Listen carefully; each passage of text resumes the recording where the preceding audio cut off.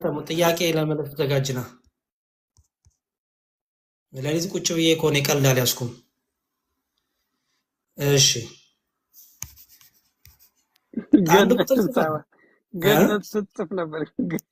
ገነት ስትጽፍ ነበር። ገነት ገነት ገነት ገነት ምንም መሻወድ የለም። አራት አይነት ንጥቀት እንዳለ ጴንጤዎች አታውቁም እንዴ? ቆይሽ ዛሬ ታውቃላችሁ። እንግዲህ አንዳንዶቻችሁ አይ ቲንክ ሰርፕራይዝ ሆናችኋል መሰለኝ። ችግሩ አያችሁ አያስተምራችሁም። አያስተምራችሁም። አራት አይነት ንጥቀት እንዳለ አታውቁም። ኦኬ እሺ፣ ገነት ሰላም ብያለሁ። እንዴት ነህ? ደህና እግዚአብሔር ይመስገን። ከየት ቤተ እምነት ነሽ? አንተ አራት አይነት ጥምቀት እንዳለ ታምናለህ? ጥምቀት እንዳለ? ገነት ከየት ቤተ እምነት ነሽ? እኔ ከፕሮቴስታንት ነኝ። እሺ ተረጋጊ። የት ነው ህብረት የምታደርገው? እኔ ህብረት የማደርገው ከጌታዬ ከኢየሱስ ክርስቶስ ጋር ነው። የወንጌል አማኝ ነኝ። የምታደርጊው የት ተጠመቅሽ? ህብረት የማደርገው የት ተጠመቅሽ? እኔ የተጠመቅኩት ሙሉ ወንጌል። ስለዚህ ሙሉ ወንጌል ህብረት የምታደርጊው? ሙሉ ወንጌልም ያው አሁን ያለሁበት የኢትዮጵያ አብያተ ክርስቲያን የወንጌል አማኝ ውስጥ ነኝ ያለሁት። ኦኬ ሙሉ ወንጌል ነው የተጠመቅሽው። ጥሩ። አራት አይነት ንጥቀት አለ። ከአራቱ የትኛውን አንቺ የምትቀበዩ? አራት አይነት ንጥቀት አለ ብዬ አላምንም። ሁለት አይነት ነው ንጥቀቱ። አራት ስንት አይነት ነው ያለው? ሁለት አይነት ነው። ተሰሎንቄ ስታነብ የነበረው ስለ ተሰሎንቄ የሚያወራው ገነት ፕሊዝ ይኸውልሽ ተረጋጊ። አይ ቲንክ ወይ ጴንጤዎቹ በደንብ ፓስተሮቹ በደንብ አላስተማሩሽ። ይኸውልሽ አራት አይነት ራፕቸር አለ። አራት አይነት ንጥቀት አለ። ኦኬ አራት አይነት የንጥቀት ትምህርት አለ። የተለያየ አይነት አራት አይነት ንጥቀት አለ። ልጅ ላግዛት ሙሉ ወንጌል ስለሆነች ሙሉ ወንጌል ምን እያለች እንትን እንደምትል ፓስተሯንም ልንገራትና ትቀጥል። ገነት አንቺ የምታምኚው የረጴ ሙሉ ወንጌል ስለ ንጥቀት የጻፈና ያስተማረ ፓስተርሽን ነው። ወንጌላዊ አዲስ ዓለምን ታውቂዋለሽ አይደል? ለገነት እኔ አሁን ያለሁበት ቤተክርስቲያን ሙሉ ወንጌል አይደለሽ? ሙሉ ወንጌል በፊት ነበርኩኝ። አሁን ካለሁበት እንትን አንፃር እንትን ወደ እንትን ሙቭ አድርጌያለሁ። ወደ ምን ምንድነው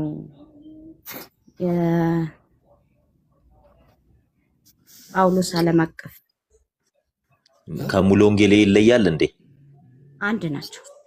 ጳውሎስ ማለት እኮ የጥበብ ወንጌል አንድ ከሆኑ እሺ፣ በኢቫንጀሊካል ወይም በወንጌላውያን ቸርች ውስጥ ስለ ንጥቀት ያው ብዙ የጻፈና ያስተማረ በንጥቀት ዙሪያ እናንተ ያስመረቃችሁት ወንጌላዊ አዲስ ዓለምን ታውቂዋለሽ? በደንብ የሚታወቅ ሰው ስለሆነ ነው። ታውቂዋለሽ አይደል? ስለ ንጥቀት እኔ ስለ ንጥቀት ያው ብዙም እንትን አላልኩም፣ ግን ሁለት አይነት ንጥቀት እንዳለ ነው እንትን የምለው ማለት ነው። አሁን ለምሳሌ እሱን የትኛውን ንጥቀት እንደምታምኚ አሁን ሁለቱ አይነትን ንጥቀት ትነግሪናለሽ። አሁን ምክንያቱም በጣም ብዙ ናቸው። እኔ እንደውም ከዚህ ቀደም በደንብ በእናንተ ዙሪያ ንጥቀት እነዚህ ሰዎች ምንድን ነው የሚሉት ብዬ ወደ አራት መጋቤ ፋሲል ኃይለማርያም የሚባል በፓስተር ሙሉዓለም ጊሎ መጽሐፎች ሁሉ አሉ። ፋሲል አዎ፣ መጋቤ ፋሲል ኃይለማርያምን አወቅሽው አይደል? ፋሲል ቀስተ ደመና ምንድነው? ደመና የክብር ደመና ዓለም አቀፍ እንደዚህ ከሙሉ ወንጌል የነበረው አዎ እኔ እሳቸው ነው ፋሲልን በጣም እኔም በሳቸው ነው። የእሳቸውን ንጥቀት ነው የምትፈልጊው? አዎ የእሳቸውን ንጥቀት በሳቸው ነው የተማርሽው? በሳቸው ነው። እኔ መዝሙረዬ እሳቸውን ንጥቀትን ለ16 ነው የሚከፍሉት እና ንጥቀት አራት ትርጉሞች አሉት ይላሉ። ንጥቀት በአራት ይከፈላሉ ይላሉ። ኢቭን ራሳቸው ራሱ ንጥቀት በሚለው መጽሐፍ አላቸው። በነገራችን ላይ እህታችን ታውቂያለሽ? መጽሐፋቸውን አንብበሻል? አላነበብኩኝም። በንጥቀት ዙሪያ አላነበብኩኝም። ላይፍ ነው የሰማሁት ባለፈው ሲያስተምሩ። ኦኬ ላይቭ ነው ሲያስተምሩ የሰማሽው? ታዲያ እንዴት ምን ገብቶሽ ተከተልሻቸው? ምን ገብቶሽ ንጥቀት አለ አልሽ? እኔ የምከተለው ክርስቶስን ነው፣ እሱን አይደለም። ክርስቶስ እኔ ኢየሱስ አንዴ እኔ አጠቃላይ ማለት ነው። መተው አይደለም እኮ መተው ሳይሆን እኔ ሰውን አይደለም ኢየሱስን ነው የምከተለው እኔ እነሱ እኮ የምናስተምረው ኢየሱስ የነገረንን ነው እያለ ነው ሰውየው የሚያስተምረውና ኢየሱስ ሌሎቹ በጣም በመጽሐፍ ቅዱስ ይቃወሙታል ይህን የነገራቸው ሰውዬ። ኢየሱስ በመጽሐፍ ቅዱስ የተናገረውን ነው እኔ የማምነው ማለት ነው። አሁን እዚህ ጋር መጽሐፍ ተሰሎንቄ ቅዱስ ላይ ላይ እኮ እኮ የለም። የሚያወራ አሁን ሰውየው የሚናገረው እህታችን ስለሞቱት ነው። አሁን እዚህ እንደዚህ ጋር እናድርግ። ቆይ የሚናገረው ገነት አንዴ ቆይ አንደኛ በቃ ስለ ንጥቀት የሚያወራ እሺ የሞቱት ገነት እንደሚነሱ ነው ገነት አንዴ ተሰሎንቄ የሚያወራ። ኧረ ገነት አንዴ እሺ ሁለት አይነት ንጥቀት ነው የምትቀበል አይደለ? ኦኬ ንጥቀት ማለት ከዳግም ምጽአት በፊት ነው ወይስ በኋላ ነው? ንጥቀት ኢየሱስ ከመምጣቱ በፊት ነው። ከመምጣቱ በፊት ማለት ነው። ከዳግም ምጽአት በፊት አዎ አሃ እሺ። ስለዚህ ሁለት አይነት ንጥቀት አለ። አንደኛው ንጥቀት የሞቱት እንደሚነሱ ነው። ሁለት አይነት ንጥቀት አለ ሰምኝ። አንደኛው ንጥቀት ምንድን ነው? አንደኛው ኢየሱስ ክርስቶስ የሞቱትን እንደሚያስነሳ ነው። ሁለተኛ ደግሞ እኛን ሲመጣ ኢየሱስ ሲመጣ በአየር ላይ እንደምንነጠቅ ነው። ይሄ የሞተ ስጋችን ስጋችን በአየር ላይ እንደሚቀር ስንቴ ነው ጌታ ነፍሳችን ወደ ጌታ እንደምትሄድ። ስንቴ ነው ጌታ የሚመጣው? አንተም ታውቃለህ እኮ ስንቴ እንደሚመጣ ኢየሱስ። ስንቴ ነው የሚመጣ ጌታ? ልታመጩ ነው አንቺ። እኔ ሳልሆን አንቺ ሁለቴ ልታመጩ ነው። ዳግም ምጽአት በፊትና ከዳግም ምጽአት በኋላ እኮ ከዳግም ምጽአት በፊት ለንጥቀት ከነጥቀ በኋላ ደግሞ ለዳግም ምጽአት። ስለዚህ ሁለቴ ይመጣል ማለት ነው።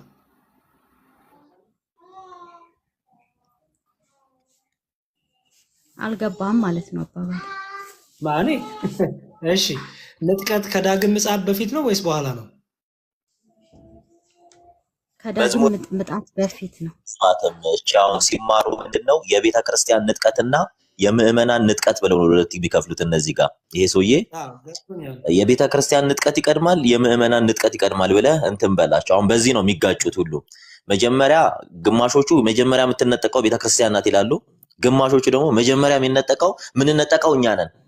ከተነጠቅም በኋላ ቆይተን ከሚነጠቁት የሚቀሩ ሰዎች አሉ። የሚቀሩት ሰዎች ደግሞ ከቤተ ክርስቲያን ጋር አብሮ ይነጠቃሉ።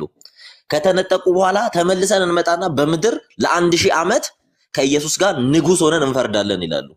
እንደዛ ነው አስተምህሯቸውና እነሱ የሚያውቁት በዚህ ልክ ነው። አሁን እዚህ ላይ ባለው እንትን ፓስተሮቹ ራሱ ቢገቡ የሚመልሱት አይመስለኝም። ግድ የለም እነሱ እንዲመልሱት ፈልጌ ነው፣ የየራሳቸውን ቪው እንዲያውቁት። እኛማ ከመለስንላቸውማ ምን ዋጋ አለው? ሰው እስቲ ዮናስ ሰላም ብያለሁ። ሰላም እንዴት ነህ አባቴ? ደህና እግዚአብሔር ይመስገን። ከየት ቤተ እምነት ነው ወንድሜ? ከታድሶ ነው። ታድሶ ከሳት ይብራል። ከታድሶ ነህ? ጥሩ። አንተ ንጥቀት ታምናለህ? በሚገባ 4 አይነት ንጥቀት አለ፣ ከዛም በላይ የተለያዩ አሉ። ከየትኛውን አንተ የምታምነው? አይ ንጥቀት አንድ ነው ብዬ ነው የማምነው እኔ። 4 አይነት አለ። እንግዲህ ታድሶ ስቶ እንዴት እንዳስተማሩ አላውቅም።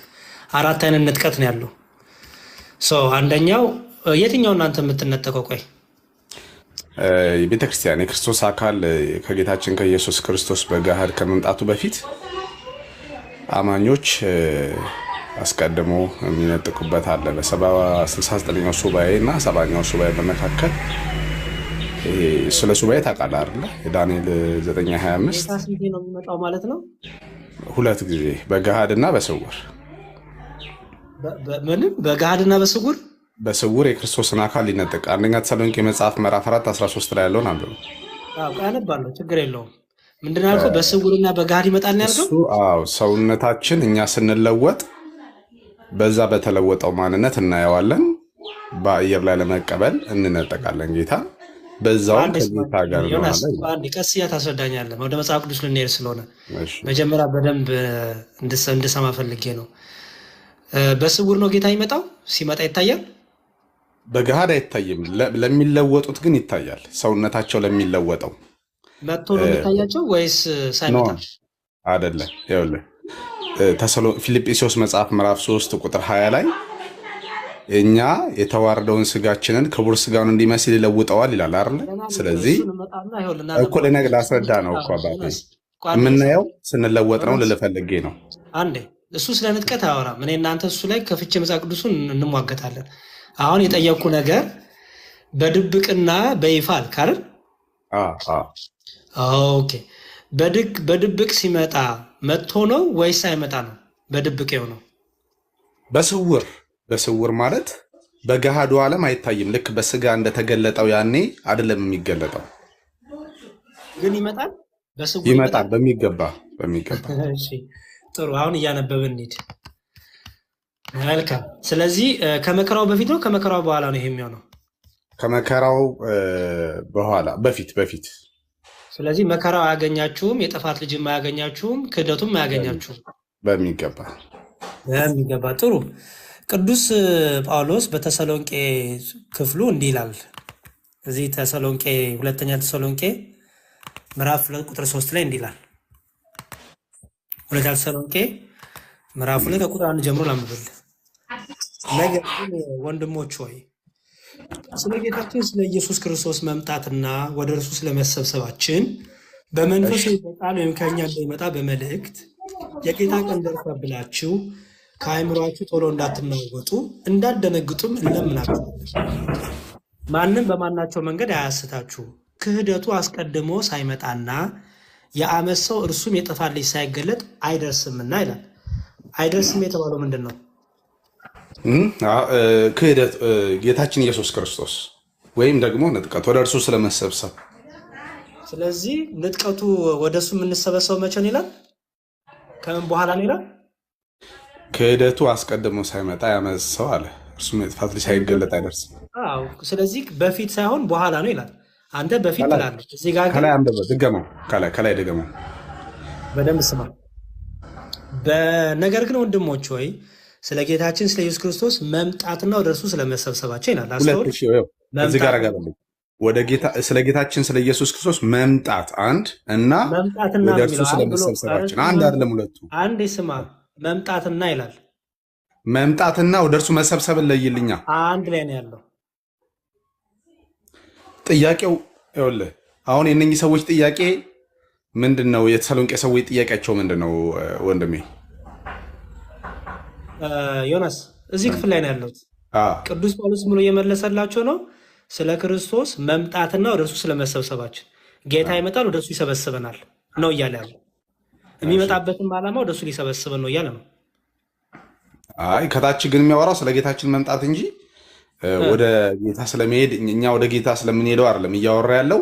ጌታ ኢየሱስ ወደ ምድር የሚመጣው ችግር የለውም እያነበብን ሄደውልህ ሙሉውን ከታች ያለውን ያውስ ችግር የለውም እያነበብን ሄዳለን። ነገር ግን ወንድሞች ሆይ ስለ ጌታችን ስለ ኢየሱስ ክርስቶስ መምጣትና ወደ እርሱ ስለመሰብሰባችን፣ መምጣትና ወደ እርሱ ስለመሰብሰባችን ማለት ነው መጥቶ ወደ እርሱ ይሰበስበናል ማለት ነው አይደል?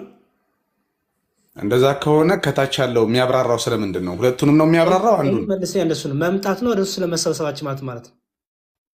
የጌታችን የኢየሱስ ክርስቶስ መምጣት አለ አይደለ? ከዛ በኋላ ወደ እርሱ መሰብሰብ ደግሞ አለ። መምጣቱ ምንድን ነው ዓላማው? መምጣቱ ይኸውልህ በመጽሐፍ ቅዱስ አንተ አንድ ጥቅስ ላይ ተመስርተህ አይደለም እኮ ማቴዎስ 24 ቁጥር 40 ስማኝ ወንድሜ፣ መምጣቱ ዓላማው ምንድን ነው? በገሃድ መምጣቱ ዓላማው ምንድን ነው? መምጣቱ ዓላማው በምድር ላይ 1000 ዓመት ሊነግስ ነው እንጂ ሊሰበስበን አይደለም። ይኸውልህ ለምትፈልገው ዓላማ አታመቻችኝ። እኔን በደንብ ሀሳቤን ተረዳኝ። አንተን ያልከው እኔ አላልኩም። አንተን እያልክ ያለው እኔ ምንም አላመቻቸውም። እሺ ሙሉን አበበው ወርታች እየመለሰ ያለው ጥያቄው አንዳንዱን መስመር እየሄድን እንሄዳለን። ይኸውልህ አንተ ራስህ ምን አልክ? መምጣትና መሰብሰብ ይለያያል አልክ። እኔ ደግሞ ምን አልኩ? ጌታ ከመጣ የሚመጣበት ዓላማ እንደ በፊቱ ሊያስተምር አይደለም። ጌታ ከመጣ የሚመጣው እኛን ሊሰበስበን ነው። ምክንያቱም ምን አለ ዮሐንስ ወንጌል ምዕራፍ 14 ላይ እመጣለሁ ወደ ከኔ ጋር እንድትሆኑ ዘንድ ወስዳችኋለሁ አለ።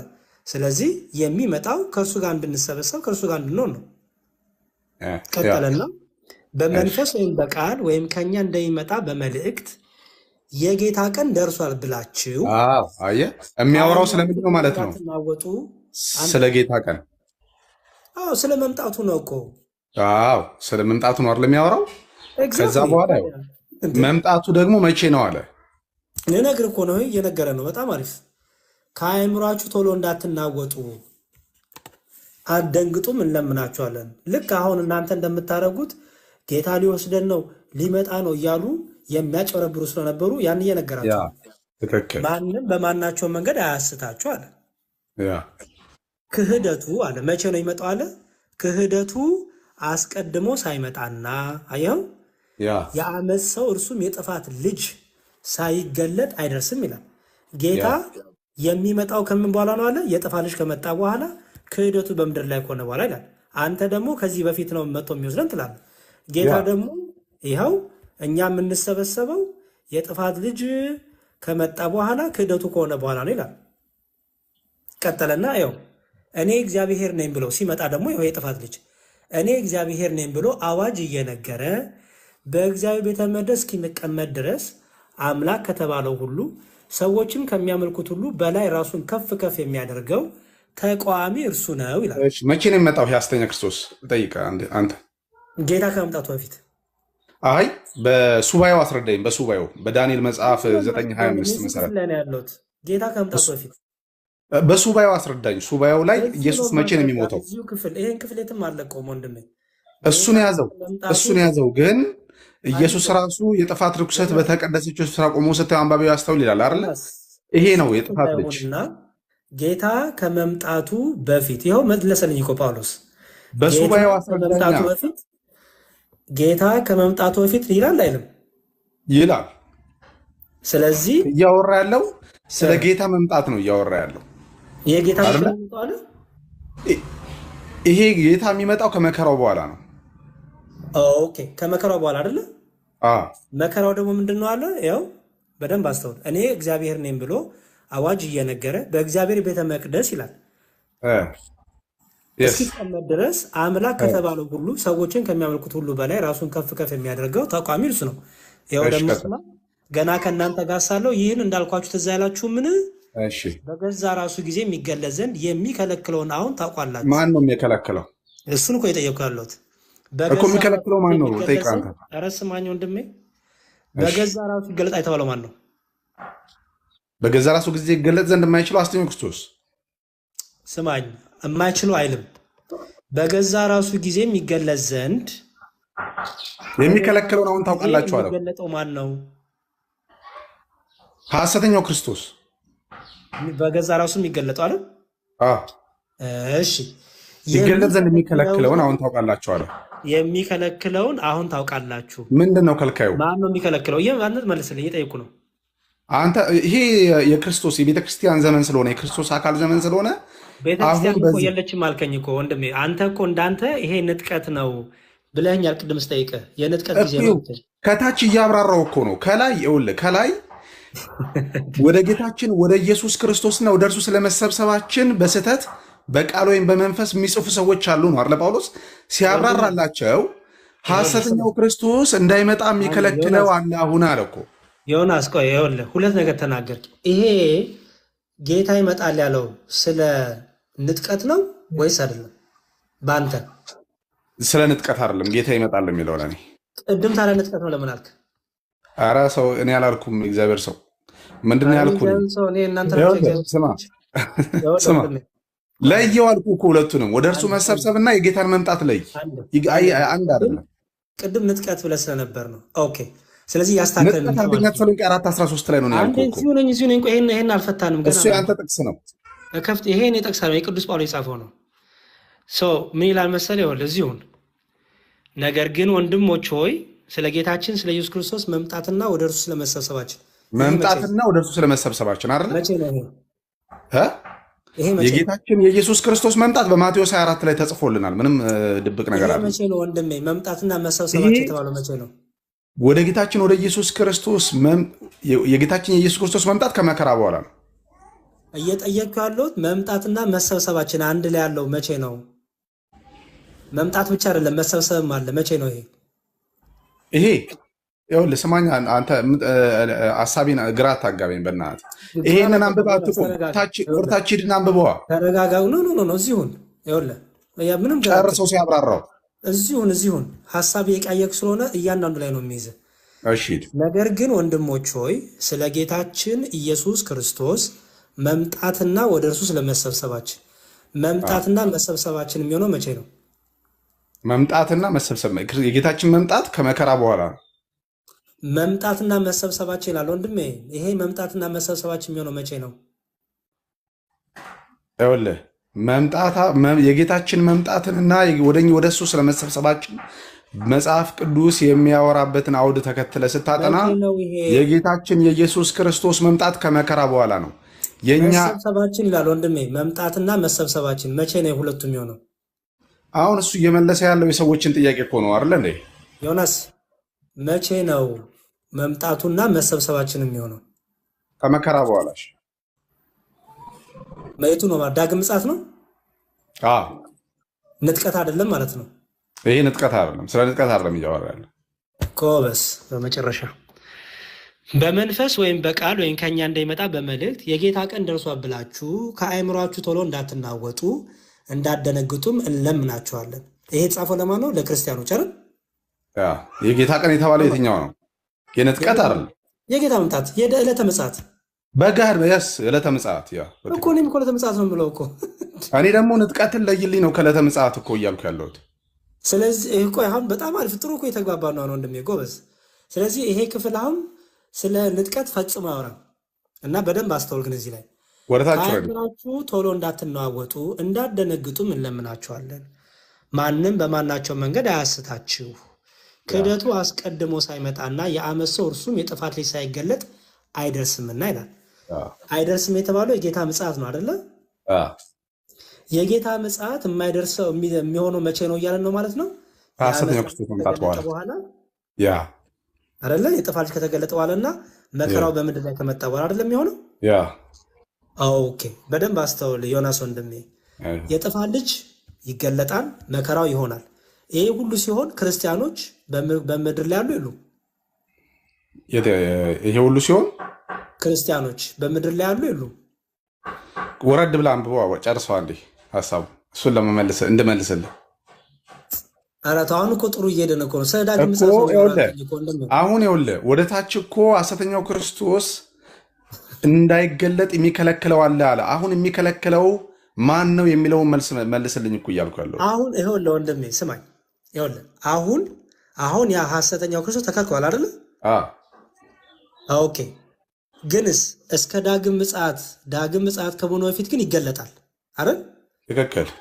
የጌታ መምጣት ከሆነ በፊት ይገለጣል አይደል? የስ ግን መቼ ይገለጣል የሚለውን ለይልኝ። ሲገለጥ ይኸው እዚህ ጋር ይነግርሃል እኮ መቼ እንደሆነ። ጌታ ከመምጣቱ በፊት ነው የሚገለጠው ይልሃል እኮ። የስ አሁን እንዳይገለጥ የከለከለው ምንድን ነው? አሁን እኮ ይኸውልህ አሁን እንዳይገለጥ የከለከለውማ የእግዚአብሔር ቸርነት አይደለም፣ የአማኞች ንጥቀት ነው። ምንድን የክርስቶስ አካል ንጥቀት፣ የዚህ ዘመን አማኞች፣ በዚህ ዘመን ያሉ አማኞች ንጥቀት። እሱም በሱባኤ ነው የምታብራራው፣ በሱባኤ ነው። ይኸውልህ እዚህ መጽሐፍ ላይ ብቻ ሆነ አይደለም ማውራት ያለብህ። ስለ ሐሰተኛው ክርስቶስ መገለጥ ዳንኤል 9:25 ላይ ሄድና አውራልኝ አንዴ እስቲ። ይሄን ክፍል ሳንሄድም አይተማ አንሄድም። ይኸውልህ ዳንኤል 9:25ን አብራራው። አንተ እኮ ያለ አንዴ ስማኝ፣ ሁሉንም አነብልሃለሁ። እኔንም አዳምጠኝ አንዴ። አይ ይሄን ክፍልማ ዝም ብለን አናልፈውም፣ ባላየ አናልፈውም። ስለዚህ ገና ነው። እዚህ ጋር ምን አልከኝ ቅድም? ይህ የሚያወራው ስለ ጌታ ዳግም ምጽአት ነው አልከኝ። ያ የዳግም ምጽአት መምጣት እኮ አለ፣ አማኞች እኮ አሉ በዛ ጊዜ። አንዴ ዳግም ምጽአቱ ደግሞ የሚሆነው ከምን በኋላ ነው? የጥፋት ልጅ ከመጣ በኋላ፣ መከራው ከመጣ በኋላ ዳግም ምጽአት የሚሆነው ጌታ ይመጣ ነው። ኦኬ፣ የዳግም ምጽአት ከመድረሱ በፊት የጥፋት ልጅ ሲገለጥና መከራው ሲመጣ አማኞች በምድር ላይ ያሉ የሉም። ስለ ክርስቶስ አካል ነው እየነገርክኝ ያለው? ስለ እግዚአብሔር እስራኤል ወይም እስራኤል ዘነብስ? አማኞች እኛ ሁላችንም በአንተም ጨምሮ በምድር ላይ አለ ወይስ የለህም? ይኸውልህ እስራኤል ዘነብስንና አሁን ያሉትን እስራኤልና አሕዛብን ተዋህደው የሚድኑበትን የክርስቶስን አካል ለይልኝ መጀመሪያ። ኧረ በእናትህ መልስልኝ። የጸጋ ዘመን ለጌታ ምጽአት ነው አልከኝ አይደል? ትክክል። ግን ሱባኤውን አጥና መጀመሪያ። እሱን ለመለየት እኮ ያለ ሱባኤ እንዴት ይጠናል? ይሄ ስለ ሰባው ሱባኤ እስቲ ያወራ።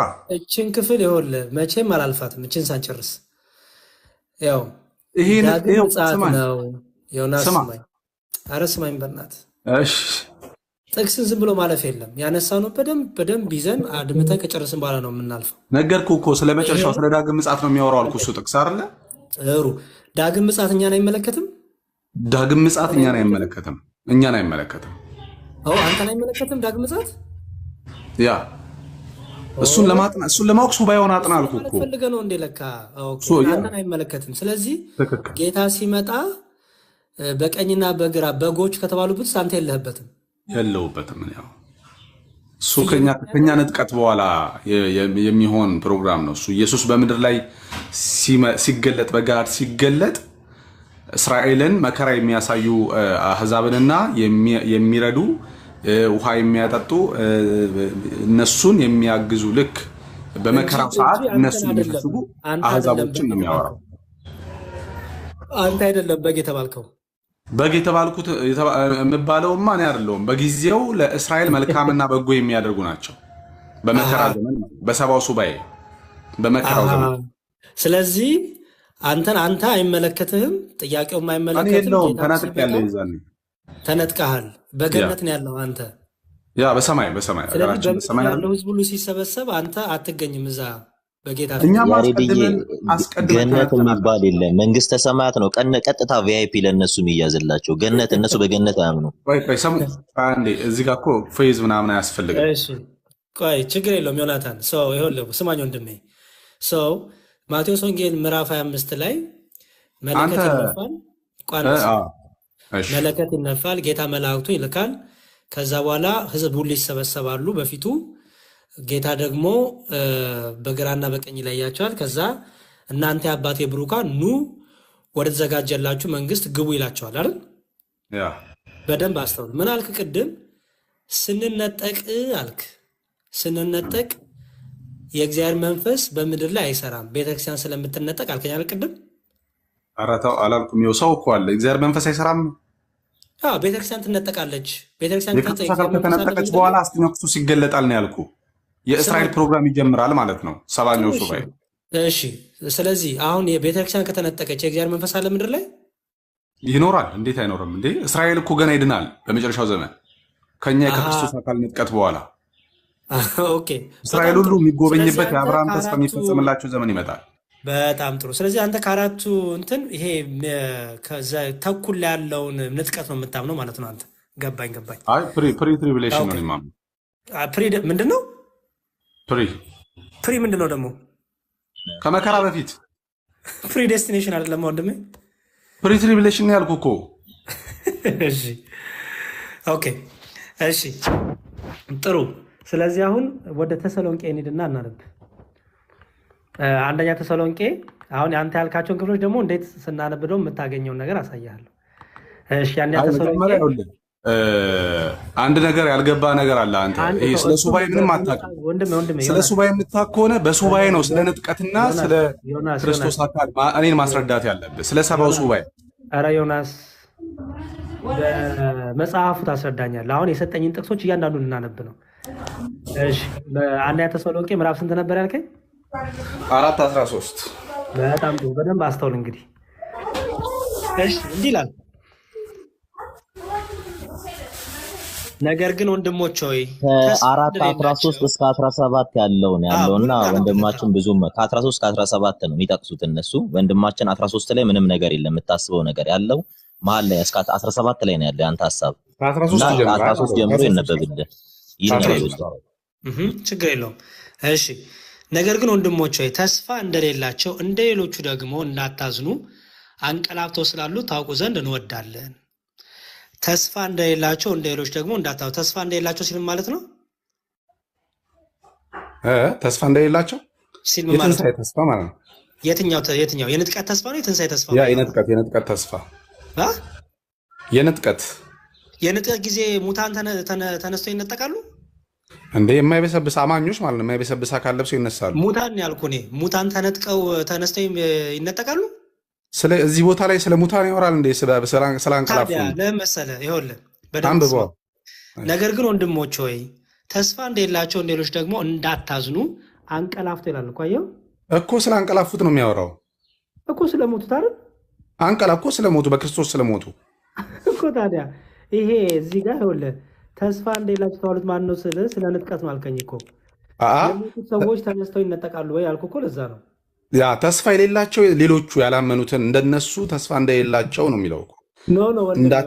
ስማ ለእኔ ለመመለስ ቸኩለ ሌላ ነገር አልክ። በደንብ አስተውል ያልከው ቅድጃሜ። ነገር ግን ወንድሞች ወይ ተስፋ እንደሌላቸው እንደ ሌሎቹ ደግሞ እንዳታዝኑ አንቀላፍተው ስላሉት ታውቁ ዘንድ እንወዳለን። ተስፋ እንደሌላቸው የተባሉት እነማን ናቸው? እዚህ ጋር ሙታኖች ናቸው እነሱ በጌታ በኢየሱስ ጎበዝ። ያላመኑ። ስለዚህ እያወራ ያለው ስለ ንጥቀት ነው ወይስ ስለ ዳግም ምጽአት ነው? ስለ ንጥቀት ንጥቀት ካልከኝ ደግሞ የሞቱት ይኸውልህ እዚህ ጋር ስለ አንቀላፍቶ ስላሉት ነው የሚለው። ስለዚህ የሞቱት ይነጠቃሉ ተነስተው በሚገባ እንዴ ወርታች አንብቡ። ስለዚህ ንጥቀት ላይም የሞቱት ይነሳሉ። እናንተ ያ በክርስቶስ አምነው ይሞቱ ንጥቀት ጊዜ ላይ ይነሳሉ። አዎ አንብቡ፣ ሙሉን አንብቡ። ከዛ ይነጠቃሉ። እነሱም አንብቡ። እሱ አነባሉ፣ ችግር የለውም። አቋምን ለውቆ ብዬ ነው። በሚገባ ንጥቀት ጊዜ በጌታ ይሞቱ አንቀላፍተው ያሉት ይነሳሉ፣ እኛም እንለወጣለን። በአንድ ላይ ነው የምንነጠቀው። አንድ ላይ ትሆናላችሁ ማለት ነው። ያው እስቲ አንብቡ ሙሉን እንዳታልፍ። ቆይ አንድ ያለ ወንድሜ እርግጠኛ ልሁን ብዬ ነው። የንጥቀት ጊዜ ላይ በህይወት ያለውም አንተም ትነጠቃለህ፣ የሞቱትም ተነስተው ደግሞ ይነጠቃሉ። እንደዛ ነው የምትለው? በሚገባ እንደዛ። ኦኬ በጣም ጥሩ። እሺ ስለዚህ ይህ ክፍል ስለ ዳግም ምጽአት ሲሆን የሚያወራው ስለ ንጥቀት ነው የሚያወራው እያልክ ነው? ያ እሺ እናንብብ። እሺ ወንድሞች ሆይ ተስፋ እንደሌላቸው እንደ ሌሎች ደግሞ እንዳታዝኑ አንቀላፍተው ስላሉት ታውቁ ዘንድ እንወዳለን። ኢየሱስ እንደሞተና እንደተነሳ ካመንን እንዲሁ በኢየሱስ ያንቀላፉትን እግዚአብሔር ከእርሱ ጋር ያመጣቸዋልና ይላል። ይሄ መቼ ነው? ቀጥል። መቼ ነው የሚመጡት?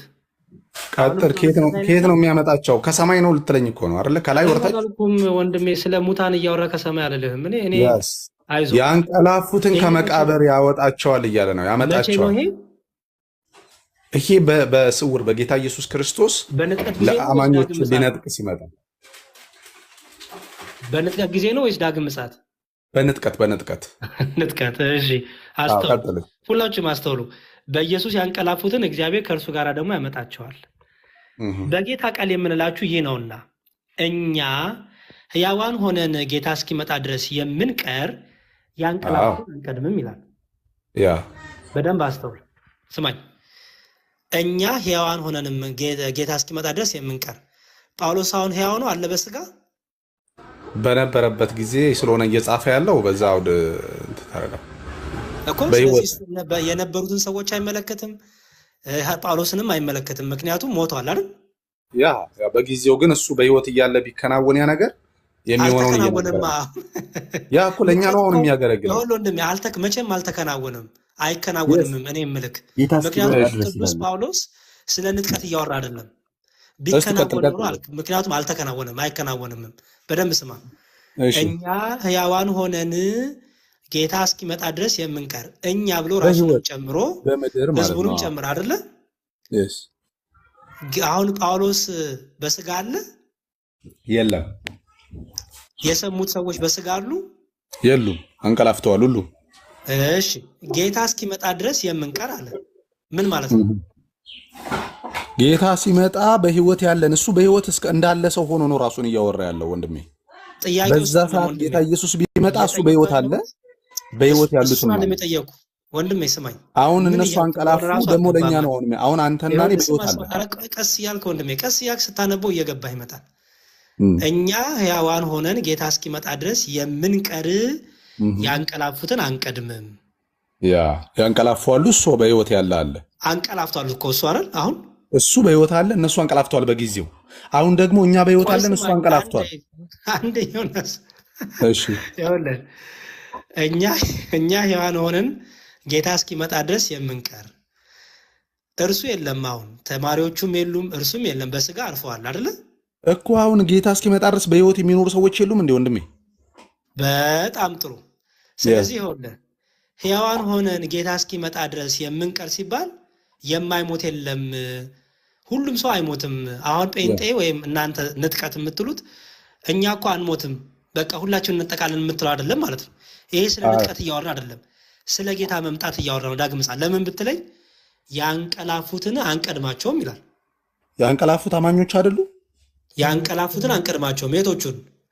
ወደፊትም የሚያምኑትን፣ በፊትም ያመኑትም፣ ወደኋላ የሚያምኑትም ጌታ እስኪመጣ ድረስ እያመኑ የሚያንቀላፉትም ማለት ነው። ያ አንቀድማቸውም። ያ አትቀድማቸውም።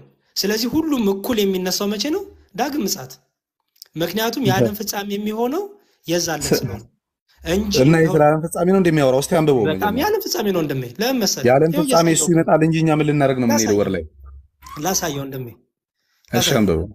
እኛ ሕያዋን ሆነን ጌታ እስኪመጣ ድረስ የምንቀር የተባሉት እነማን ናቸው? አማኝ ቅዱስ ጳውሎስ ራሱን በአማኞች ቦታ ተክቶ፣ ጳውሎስ እና ሰዎቹ ግን የሉም በስጋ አሁን።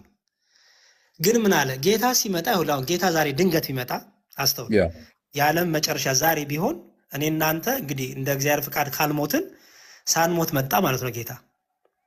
ስለዚህ ምን ይሆናል ማለት ነው? የኔ እናንተ ወደ ጌታ መሰብሰብ ሙታኖችንም አይቀድምም፣ ወይም ያንቀላፉትን አስቀድማሉትን እነሱም አይቀድምም። ተለውጠው ይነሳሉ ምክንያቱም እነሱም እኩል ይነሳሉ። ያን በሚገባ ጊዜ የዓለም መጨረሻ ነው እንጂ ጌታ ይላል። ድጋሚ ይሄን ካደረገ በኋላ ተመልሶ ደግሞ የሚልበትን አሳያለሁ። እስቲ አንሳው ተመልሶ እዚህ ጋር ደግሞ አረ ወንድሜ ስማ፣ ተመልሶ ደግሞ መጥቶ ድጋሚ ሙታን ደግሞ ድጋሚ ተነስቶ ደግሞ በሉ ደግሞ የፍርድ ቀን የሚል ድራማ አይሰራም፣ ፊልም አይሰራም። ኖ አይደለም። ሰባ ሱባኤ የእስራኤልን ፕሮግራም ለመቀጠል እኮ ነው። ከንጥቀት በኋላ ፕሮግራም የሚቀጥልበት ነው። እያነበብኩኝ ነው። እኛ ሕያዋን ሆነን ጌታ እስኪመጣ ድረስ የምንቀር ያንቀላፉት አንቀርም ካለ በኋላ ጌታ ራሱ በትእዛዛት በመላእክትም አለቃ ድምፅ በእግዚአብሔር መለከት ከሰማይ ይወርዳልና ይላል። በክርስቶስ የሞቱ አስቀድሞ ይነሳሉ። አስተውል። መቼ ነው የሚሆነው ይሄ? ጌታ ራሱ በትእዛዛት በመላእክትም አለቃ ድምፅ በእግዚአብሔር መለከት ከሰማይ ይወርዳል። ስለዚህ ንጥቀት፣ በደንብ ስማውን ጥያቄን፣ ንጥቀት ሲደረግ መለከት ይነፋል? በሚገባ ምን አልከኝ? በሚገባ ስንት መለከት ነው የሚነፋው? መለከት በተለያየ በመጨረሻውም ዘመን ዓለም ፍጻሜ ላይ ይነፋል። እኔ ስለ ንጥቀት ቀን ያልኩ። በንጥቀት ጊዜ ስንት መለከት ነው የሚነፋው? አንድ መለከት ነው የሚነፋው። ምንም ያደርግ ሙታንን ሁሉ የሚቀሰቅስ የተኙትን ያንቀላፉትን። ከአንድ በላይ እንደሚነፋ አላሳየም እኮ ይነፋል። ግን ይሄ መጀመሪያ የንጥቀት ይኸውልህ አማኞች የሚነጠቁበት ነዋ። አማኞች የሚነጠቁበት የመጀመሪያው መለከት ድምፅ ነው እሱ። ኧረ ስማኝ በእናትህ ንጥቀት አልከው። ይኸውልህ ንጥቀት እኛ የለንም። ንጥቀት የሚባል ነገር የለም። ሐዋርያትም አላስተማሩም ባይነኝ እኛ። እሺ አንብበው። አይሄ ስለ ዳግም ምጽአት ነው። እስቲ አንብቦ ጨርሰው። ያንበኩኝ እኮ እያሳየው ነው ወንድሜ። ጨርሰው። እሺ የምንጥቀት የለም ትላለህ። ስማ እኛ ይኸውልህ ጌታ ራሱ በትእዛዛት በመላእክት አለቃ ድምፅ በእግዚአብሔር መለከት ከሰማይ ይወርዳልና ይላል። ከሰማይ ይወርዳልና ይላል። አየኸው? እሺ ከሰማይ ይወርዳል አይደል? ከዛስ ቀጥለው ከሰማይ ይወርዳል አይወርድም? ይወርዳሉ። ግን እስቲ ወዴት ነው የሚወርደው? እስቲ አንብበው። በክርስቶስ የሞቱ አስቀድመው ይነሳሉ። ከዛስ ከዚያም በኋላ እኛ ሕያዋን ሆነን የምንቀረው ጌታን በአየር ለመቀበል ከእነርሱ ጋር በደመና እንነጠቃለን ይላል። እንዲሁም ሁልጊዜ ከጌታ ጋር እንሆናለን። እንወርዳለን ይላል። እንነጠቃለን ማለት ነው። ንገረኛው። በደመና እንነጠቃለን ወደ ሰማይ ምን ማለት ነው? እንወሰዳለን ነው። በደመና እንነጠቃለን ማለት ስለ ንጥቀት ነው የሚያወራው እንዴ? መነጠቅ እየነገረ አይደለም። በዳግም ምጽአት ጊዜማ ሙታን ሁሉ ነው የሚነሳው። አማኝ ብቻ አይደለም የሚነሳው። ጥሩ ችግር የለውም። በዳግም ምጽአት ቀን ሙታንም ይነሳሉ። ላሳይ ችግር የለውም። እሺ ይሄን ክፍል ያስክ አይደለ? በእግዚአብሔር መለከት ከሰማይ ይወርዳል የሚለውን የጌታን።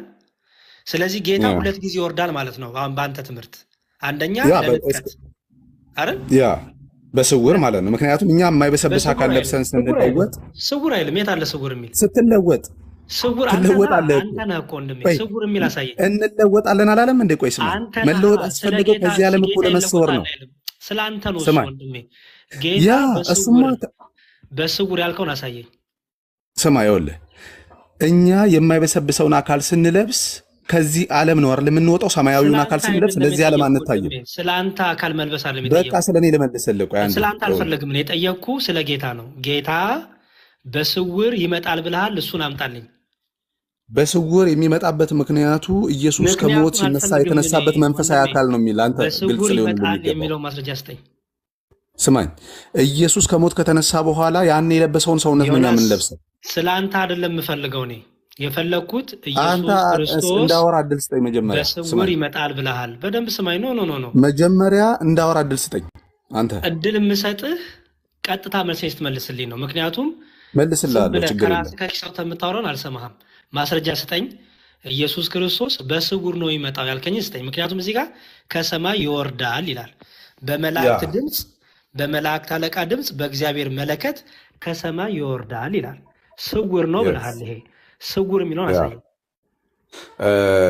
ልውሰድ። ሌላ ጥቅስ ላይ ትስማማለህ? ጌታ በስውር ይመጣል የሚል አሳየኝ እዚህ ክፍል ላይ። ሌላ ጥቅስ ላይ ልውሰድ። ጌታ ኢየሱስ ክርስቶስ ከሙታን ከተነሳ በኋላ በስውር ራሱን ካልገለጠ በስተቀር ማንም ሊያየው እንደማይችል አይደለ? ወንድሜ እንዲያውም ጭራሽ የሚለው የወጉቱን ሊያወጣል ነው የሚለው። እሱ በገሃድ ነው። በገሃድ ስማኝ፣ ሲመጣ ነው የማያምኑት ለማያምኑ ሰዎች የሚገለጥበት ጊዜ አረ ነው እሱ። ወንድሜ ስማኝ። ይኸውልህ ጌታ አምላካችን ኢየሱስ ክርስቶስ ስጋውን ጥሎ አላረገም አይደለ? ስጋውን ጥሎ አላረገም አይደል? አድርጓል። ይዞት የተነሳው ስጋ ራሱ ማለት ነው።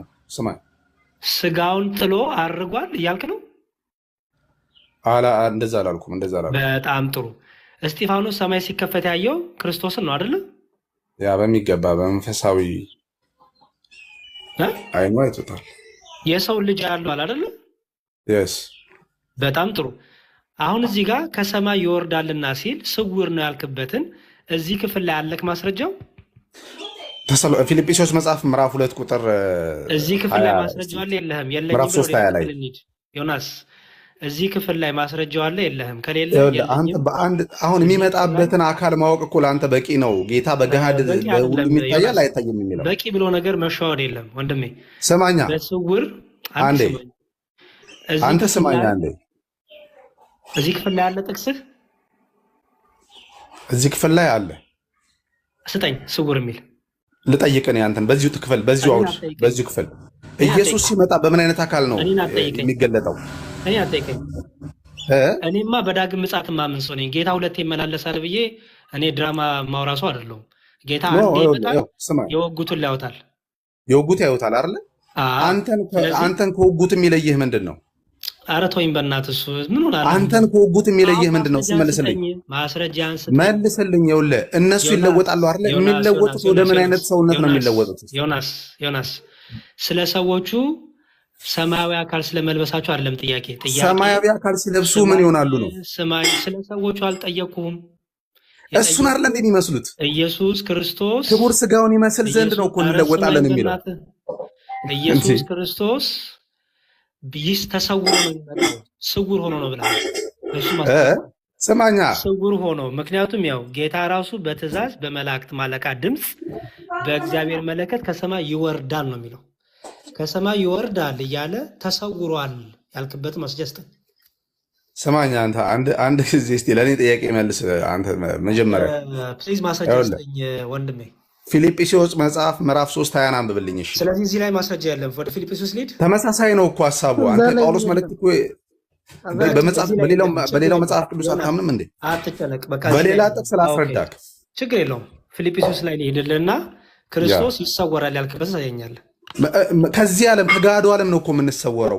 ከገሃዱ ዓለም ከሚጠፋው ዓለም እንሰወራለን። መንፈሳዊ አካል ስንለብስ አንታይም። ለዚህኛው ዮናስ ስለ አንተ አይደለም።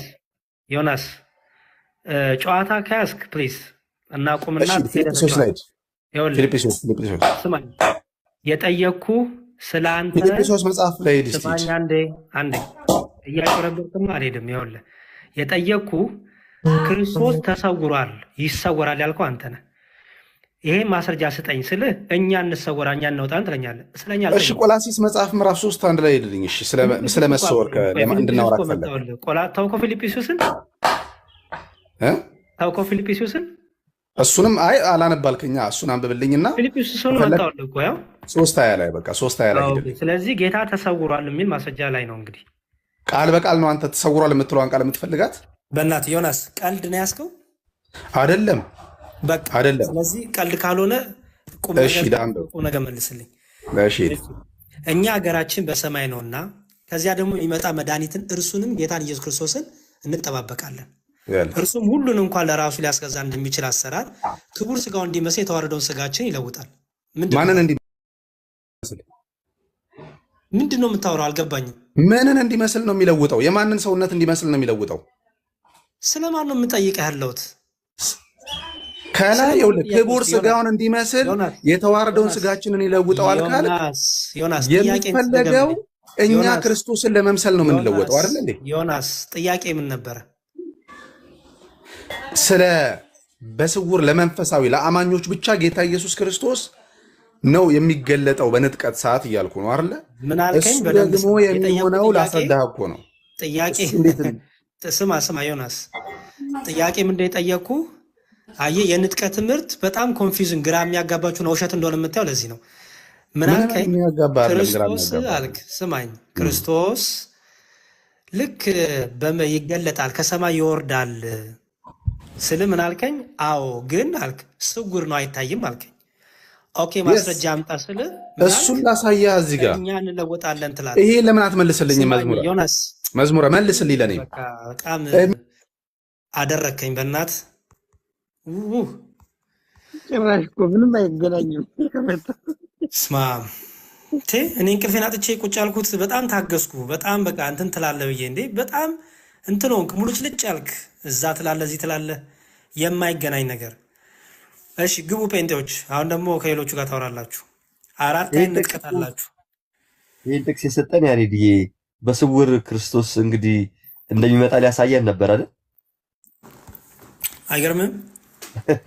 አዎ ግን ይኸኛው ስለ ሌሎች ነው። ኮዳቸው አምላካቸው ምናምን እያለ ወደ ላይ ስተንብ እንትን ይላል። ንጥቀት የለም። ይሆንላችሁ እንደ ወገኖቼ ንጥቀት ካለም አራት አይነት ኢየሱስ ነው ያላችሁ። አራት አይነት ኢየሱስ አላችሁ። አራት አይነት ንጥቀት የሚያደርግላችሁ አራት አይነት ኢየሱስ። ስለዚህ ይሄ ደግሞ ትምህርት አይደለም። ንጥቀትን ሲጀመር የጀመረው ሐዋርያው ጳውሎስም አይደለም፣ ይህን ትምህርት ክርስቶስም አይደለም። ቅድም እንዳሳያችሁ አንዲት ሴት በጣም ዲፕረስ ሆና ተጨናንቃ በጣም ደብሯት የጀመረችው ትምህርት ነው። መጻያው እዛ ላይ ቅድም አሳይቻችኋለሁ። ስለዚህ ለዚህ ነው ግራ የምትጋቡት። ግራ ከመግባቱ የተነሳ ደግሞ አራት አይነት ንጥቀት አለ ብላችሁ ታስተምራላችሁ። ጴንጤዎቹ በዚህ ክፍፍል አላቸው። ልክ በኢየሱስ እንደተካፈሉት አራት አይነት ንጥቀት አላቸው። አራት አይነት ንጥቀት ካላችሁ አራቱን ንጥቀት የሚያደርገው አራት ክርስቶስ ነው ወይስ አንዱ ክርስቶስ ነው? ለአንዳችሁ ከ1000 ዓመት በኋላ፣ ለአንዳችሁ 1000 ዓመት ሳይደርስ፣ ለአንዳችሁ ደግሞ ከ3 ዓመት ተኩል በኋላ እያለ እየተለዋወጠ ነው እንደዚህ ንጥቀቱን የሚያደርግላችሁ። ስለዚህ መልሱልን።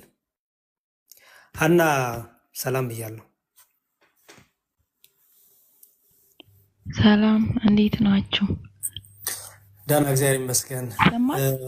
ሀና በንጥቀት ትምህርት ታምኛለሽ? ልጠይቃችሁ ነበር የገባሁት፣ ገና አልተማርኩም። ዛሬ ጥያቄ ሰዓት ስለሆነ ትጠይቂያለሽ፣ ያለበለዚያ ሌሎች የሚጠይቁትን አስገባለሁ። ዛሬ መልስ አልመልስልሽም። ማነችው? ኦኬ በእናንተ ማወቅ ስለፈለኩ ነበር። ገና አልተማርኩም። ሁሌም መልስሽ ገና ነኝ፣ አዲስ ነኝ። እና አየሹ ይኸው እኔ እንኳን ካገኘሁ ስንት ጊዜ አለሽ። ለምን መሰለሽ? ቤትሽ 2 ወር እኮ ነው ገና። አንዴ ሀና ስሚኝ፣ ችግሩ ቤታችሁ ገርላትና ታምራት ነው የምትማሩት፣ ወንጌል አትማሩ። ስለዚህ ሁሌም ሳገኝሽ ስጠይቅሽ ምንድነው የምትይኝ? ገና አልተማርኩም ትኛለሽ። ስለማያስተምሯችሁ ነው። ስለዚህ እንደዛ አይደለም። እኔ በቅንነት ነበር እየጠየቅኩት፣ ግን ያው እንደዛ አይደለም። ነይ በቃ በሌላ ቀን ጥያቄሽን ትቀበላለሁ። አይ ኦኬ ካልተማርሽ ተምረሽ ነይ። ብዙ ጊዜ ርዕስ ትለውጭብኛለሽ የመጣች ለዛ ነው። ኦኬ ሌላ አንድ ቁጥር ጻፉ።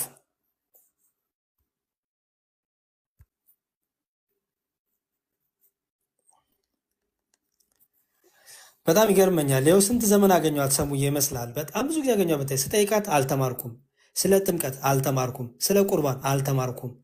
ግን በቅርቡ ነው ፕሮቴስታንት ጌታን ተቀብያለሁ ያለችው እንደነገረች። ግን ይኸው የለም ቤታቸው ወንጌል ስለማይማሩ ዛሬም አልተማረችም ስንጠይቃት። ምን አምና ጌታ እንደተቀበለች እግዚአብሔር ይወቅ። እሺ ማቲ ሰላም ብለናል። እንዴት ናችሁ? ሰላም ናችሁ ወይ? እግዚአብሔር ይመስገን። ከየት ቤተ እምነት ነህ? እግዚአብሔር ይመስገን ፕሮቴስታንት ነኝ። የት ነው ህብረት የምታደርገው? ቃለ ሕይወት። ቃለ ሕይወት በጣም ጥሩ። አራት አይነት ንጥቀት እንዳለ ታውቃለህ? በንጥቀት አምናለሁ።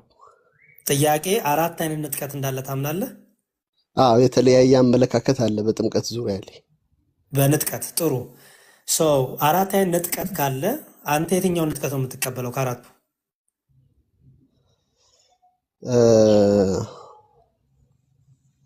እኔ ማምነው በቃ ኢየሱስ ይመጣል እንነጠቃለን እሱን ለመቀበል የትኛውን በሚለው። አራት አይነት ንጥቀት ስላለ ከአራተኛው የትኛውን ነው ማቲ? እኔ መጽሐፍ ቅዱሱን ነው ማምነው። በቃሉ መሰረት ብናወራ ይሻል። ክፍፍሉን አራት ትተን አይነት ነው ያለው ወንድሜ። አራት እኮ አይነት ስላለው የኔን ባስረዳህ አይሻልም ወይ? ቆይ የኔን ስማኝ ልንገርህ። ማቲ፣ አራት አይነት ስላለው መቼም አራቱንም አታምንም አይደለ? ምክንያቱም አራቱም የተለያየ የቁጥርና የጊዜ ልዩነት ስላላቸው ጌታ መጥቶ አዎ ይነጥቀናል ያሉበት የተለያየ ጊዜ ነው ያላቸው። አዎ ስለዚህ አራቱንም አትሆንም አይደል? አዎ አራቱን አንዱን ነው የምትሆነው። አዎ አንዱ እኔ ከሆንክ ማቲ፣ እኔ አሁን ግራ የገባኝ ነገር ይኸውልህ፣ ለምሳሌ አንተ ከአራቱ አንዱን ፒክ አረክ። አራቱም አዎ የሚለያዩት በመሰለ ኢየሱስ ይሉና አንድ ኢየሱስ ይጠራሉ። ግን ያ ኢየሱስ መጥቶ የሚነጥቃቸው ጊዜው ግን የተለያየ ነው። ስንት ኢየሱስ ነው በተለያየ ጊዜ መጥቶ የሚነጥቃችሁ? የኢየሱስን ቁጥር እኮ አያበዛውም። ቪው አይደለ አመለካከት ስለሆነ አመላከት አይደለም ወንድሜ፣ ተስፋ እኮ ነው። ጭራሽ ከቃሉ አመላከት አይደለም፣ ይሄ እምነት ነው። ይኸውልህ እነጠቃለሁ ብሎ አመለካከት ሳይሆን እነጠቃለሁ ብሎ እምነት ነው፣ ተስፋ ነው። ለምሳሌ ከ1000 ዓመት በኋላ እነጠቃለሁ ብሎ ይሄን የሚጠብቅ ጴንጤ አለ። ከ1000 ዓመት በፊት እነጠቃለሁ የሚል አለ። 3 ዓመት ተኩል ላይ መሀል ላይ እነጠቃለሁ የሚል አለ። ይሄ አመለካከት ሳይሆን እምነትም ነው ተስፋም ነው። በጣም ይቅርታ ተመለስኩኝ። ኧረ ጉድ! ስልክ ገብቶብኝ ነው። ይቅርታ በጣም ይኸው ሎርቼ። እሺ እሺ። ስለዚህ በየትኛው ንጥቀት ነው ከአራቱ በየትኛው ነው የምታምነው? እኔ እኮ የመጽሐፍ ቅዱሱን ነው ማምነው አልኩ። አሁን እዛኛው ዝርዝር ውስጥ ከ1000 መግባት ዓመት በኋላ ነው ስለማልፈልግ ላስቀምጥልህ። እኔ ከ1000 ዓመት በኋላ ነው የምትነጠቀው? ከ1000 ዓመት በፊት ነው? 3 ዓመት ተኩል ላይ ነው? የቱ ጋር ነው የምትነጠቀው? እኔ እኮ 1000 ዓመቱንም ስለማልቀበል እኮ የቱ ጋር እዛኛው ነው? ዝርዝር አራት ውስጥ አማራጭ ሰጠውክ እኮ እዛኛው ዝርዝር ውስጥ እንዳንገባ ነው። አሁን መግባት የሺው አለብን። ዓመትን ንጥቀት መንግስት እስከመጣ ካወራን ድረስ እንገባለን ወንድሜ። አ ምክንያቱም ንጥቀትን ከእሱ ጋር ስለምታያያዙት እኛ ንጥቀት የለም የጌታ ምጽአት ያለው ጌታ የሚመላለስ ጌታ የለንም ባይነን። እናንተ ደግሞ 3 ይመጣል ጌታ። የመጀመሪያው የመጣው ቀጥሎ ደግሞ 2 ደግሞ ይመጣል። እኔ አሁን አንድ ጊዜ ይመጣል ብዬ ነው ማምነው። አንድ ጊዜ ማለት ለንጥቀት ነው ለዳግም ምጽአት? ለንጥቀትም ለዳግም ምጽአትም። ለዛ ነው እኮ ላስረዳህ ያልኩት እምነቴን ንጥቀት እንዳለ ስለማምን። ምናልባት አንተ ማታውቀውም ስላለ ኮንቴምፖራሪ የሆነውን ንጥቀት ምናልባት አንተ ከአራት ውስጥ እንድትመድበው ስለማትችል 16ም እንደደረሰ ሰሙ እየነጋ፣ ስለዚህ ከሰሙ ጋር ትቀጥላለህ። ሰሙ ያው ስለዚህ ችግር የለውም። ከእኔ ጋር እኔ ያለኝን አመለካከት እናውራበት። ግን ንጥቀት አለ ብዬ አምናለሁ። ማቲ ጥሩ፣ በጣም ደስ ይላል። ስለ ንጥቀት በንጥቀት ዙሪያ አንድ ነው አላችሁ እና ያው ንጥቀትን እናንተ ራሱ በንጥቀት አስተምሮ አትግባቡ። ኦልሞስት ሁላችሁም የየራሳችሁ አስተምሮ አላችሁ እና እስኪ ንጥቀትና ምጽአት ልዩነቱ ማቲ ምንድን ነው? እናንተ ንጥቀትና ምጽአት የተለያየ ነው ብላችሁ ታምናላችሁ እና ንጥቀት ምንድን ነው? ምጽአት ምንድን ነው? ንጥቀት ማለት ኢየሱስ ሲመጣ ለመቀበል ምድር ላይ የምንቆየው ሰዎች፣ ሕያዋን የሆንን ሰዎች፣ በህይወት ያለን ሰዎች እሱን ለመቀበል የምንለወጥበትንና አየር ላይ እሱን ለመቀበል የምንሄድበትን ሂደት የሚያሳይ ነው። ኦኬ፣ ወደ አየር በራችሁ ነው የምትሄዱት? ንጥቀት ነው የሚለው። እሱን መብረር ምናምን የሚለውን ቃል አይጠቀምም። ንጥቀት ስለሆነ በቅጽበት አይን እንዴት ነው መቀየርና የምትነጠቁት? እንዴት ነው ከተጻፈው ኢየሱስን አትለፍ ስለሚል አሁን የተጻፈውን እኔ እየነገርኩህ አይደል? ወንድማችን የተጻፈው እኮ አውዱ እንደዛ አይደለም። እናንተ ስትረዱት አማርኛው ምን እንደሆነ ስላልገባችሁ እንጂ የተጻፈው እንደዚህ የሚል የተጻፈ ነገር የለም። ንጥቀት ሲል እንዴት ነው ሰው የሚነጠቀው ነው ጥያቄው። በአየር ላይ እሱን ኢየሱስን ለመቀበል ተነጥቀን ሄደን ኢየሱስን እንቀበለዋለን። የምንቀበልበት ነው አልክ። ወዲህ የት ነው የምትቀበለው? ኢየሱስን ተነጥቀ ሄደን አየር ላይ ሲመጣ የትኛው አየር ላይ? ይሄ እንደ ደመና ፍሎት ማድረግ ነው? እንዲህ መንሳፈፍ ነው? እኔ እሱ እንዴት አድርጌ ላብራራልህ እችላለሁ? የምንቀበልበት ሂደት ነው አልኩህ አይደለ? አሁን እኔ ልብረር እኮ እንዴት ነው? አሁን ሁሉም ሰው አየር ላይ እንሳፈፋል እያልከን ነው? እንለወጣለን ይላል። በቅስፈት አይን እንለወጣለን። አየር ላይ እሱ ወደ ምን እንቀበለዋለን። ትለወጣለህ? አሁን ወደ ምንድን ነው የምትለወጠው? ይሄኛው ማንነታችን ይቀየራል። የሞቱት ወዴት? ወደ ምን ይነሳሉ አይነት ይላል። ማንነት ይቀየራል? ክቡር ወደ ሆኖ ነው ግሎሪፊኬሽን። እዚህ ጋር እኮ በደንብ አስተውል። እዚህ ጋር እኮ እኛ ሕያዋን ሆነን ጌታ እስኪመጣ ድረስ የምንቀር ያንቀላፉትን አንቀድምም ይላል። ካንቀላፉት ጋር ያንቀላፉትን ቀድመን አዲሱን ስጋ አንለብስም እያለ ቅዱስ ጳውሎስ እዚህ ጋር አንተ እንዴት ነው በምድር የቀረህ አንተ ብቻ እንዴት ነው ፍሎት አድርገህ አየር ላይ እንደ ጀስስኪ ግልጽ አድርገው። ምክንያቱም እናንተም ግልጽ በዚህ ሐሳብ ስለማትስማሙበት ነው። አዎ ዝም ብለን ክፍሉን ወይ ያነበብነው ምናልባት ከእነርሱ ጋር በደመና እንነጠቃለን። ይሄ ፍቺው እናንተ እንደምትሉት አይደለም። ይሄ የመጽሐፍ ቅዱስ ኮንቴክስት ከእርሱ ጋር በደመና እንነጠቃለን የሚለውን ኮንቴክስት ይዛችሁ እናንተ ደመናው መጥቶ ምናምን እንደውም እናንተ አስተምሯችሁን እኔ አልነግርህም በኋላ የምትጠየቀው ስለሆነ እንዴት ነው የምትነጠቀው? አንዱ እንደ ሐዋርያው ፊልጶስ ይላል፣ አንደኛው እንደ ማን ነው እንደ ምንድነው እያለ እንትን ይላል። በየራሳችሁ አውድ ሁሉም በየራሱ እንትን ይፈታዋልና እንዴት ነው አንተ በደመና ምን ብለህ ነው ጌታ ሲመጣ በደመና የምትቀበለው? የቱ ጋር ሆነክ ነው? የትኛው ሰርፌስ ላይ ሆነ ነው የምትቀበለው? ቴንኪው። በመጀመሪያ ያለሁት እኔ ነኝ፣ ከኔ ጋር ነው እያወራህ ያለኸው። እነሱ የሚሉትን ሌላው የሚለው ምናምን ተውና እኔ ማምነው ደግሞ መጽሐፍ ቅዱስን ነው። አየር ላይ ሄደን እሱን እንቀበላለን ይላል አይልም? ይላል። ማምነው መጽሐፍ ቅዱስን ነው። ከእርሱ ጋር በደመና እንነጠቃለን አይደል የሚለው? ከዚያም በኋላ እኛ የቀረነው በህይወትም የምንኖረው ጌታን በአየር ላይ ለመቀበል ከእርሱ ጋር በደመና ከእነርሱ ጋር በደመና እንነጠቃለን ይላል። ከእነርሱ እነማን ናቸው? ከእነርሱ ጋር በደመና እንነጠቃለን ይላል እኮ። እነርሱ እነማን ናቸው? በክርስቶስ የሞቱት አስቀድመው ይነሳሉ። አስቀድመው ይነሳሉ። እኛ የቀረነው በህይወት የምንኖረው ጌታን በአየር ላይ ለመቀበል ከእነርሱ ጋር በደመና እንነጠቃለን። የሞቱት ምድርን በእግራችን ምድርን አንረግጥም እያላችሁ ነው። ለምን እንላለን? እሱን እኮ ነው የምናወራበት። አሁን ንጥቀቷን አይደል እያወራን ያለ ነው። አንረግጥም እኮ ምድርን በእግራችን አንረግጥም ነው ኮንቴክስቱ። እንንሳፈፋለን ነው። ልንቀበለው እንሄዳለን ነው። በምን እንሄዳለን? ወዴት ነው የምትሄደው? ኢየሱስን ደመና ላይ ልንቀበለው እንሄዳለን እኮ። ወዴት ነው የምትሄደው? ደመና ላይ ነው የምትሄዱት? አዎ ይላላ ክፍሉ እኮ ነው የሚለው። ኦኬ ከመሬት ከምድር ከፍ ብላችሁ ማለት ነው።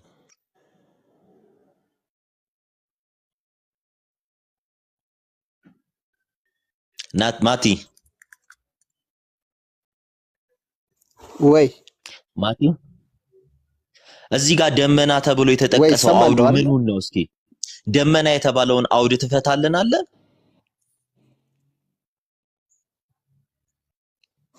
አውዱን ምን ብዬ ልፈታል እችላለሁ? የኢየሱስን ዳግም ምጽአት ነው ክፍሉ አይደል? ከእነርሱ ጋር በደመና እንነጠቃለን ሲል ይሄ አውዱ ገብቶ ካልገን ይሄ አውዱን ገብቶ ነው እየፈታው ያለው። አዎ እስኪ ንገረን፣ ምንድነው በደመና ሲል? ደመና የምን ምሳሌ ነው? ምሳሌነቱ እኮ እዚህ ቦታ ላይ በምንም አይነት መልኩ አልተገለጸም። ቃል በቃል ነው። ይሄው ቁጥር 16 ጀምሬ ላንብበው። ጌታ ራሱ በታላቅ ትእዛዝ በመላእክት አለቃ ድምጽና በእግዚአብሔር የመለከት ድምጽ ከሰማይ ይወርዳል። ሲሄድ እንዳያችሁኝ እንዲሁ ስመለስ ደግሞ ታዩኛላችሁ እንደሚለው ኢየሱስ ከላይ ከሰማይ ይመጣል። አሁን ሰማይ የት ነው ብለህ እኮ መጠየቅ ትችላለህ። ላብራራልህ አልችልም እንጂ ግን ከሰማይ ይመጣል ይላል፣ ይወርዳል ይላል። ይወርዳል ይልና በክርስቶስ የሞቱትም አስቀድመው ይነሳሉ። አሁን ስፔሲፊካሊ ያልመለስክልኝ እንንሳፈፋለን ነው፣ ምድርን ለቀን እንሄዳለን ነው፣ ጌታ የትኛው ሰርፌስ ላይ ነው የምትቀበለው የሚለው ጥያቄ ነው። እዚህ ጋር እሱን እየመለስክልኝ አይደለም ወንድማችን። አይ ቲንክ ይሄ ክፍሉ አንተም ብቻ አይደለም እዚህ በራፕቸር ዙሪያ የሚያስተምሩ ሰዎች የደመናው ምሳሌ ምን እንደሆነ በጣም ክሊር እየሆነላቸው ስላልሆነ ነው። ደመና የሚለው ግን አንተም ኮንፊውዝ እንዳላረግህ እንጂ በምሳሌ ማስረዳት እችላለሁ። ለምሳሌ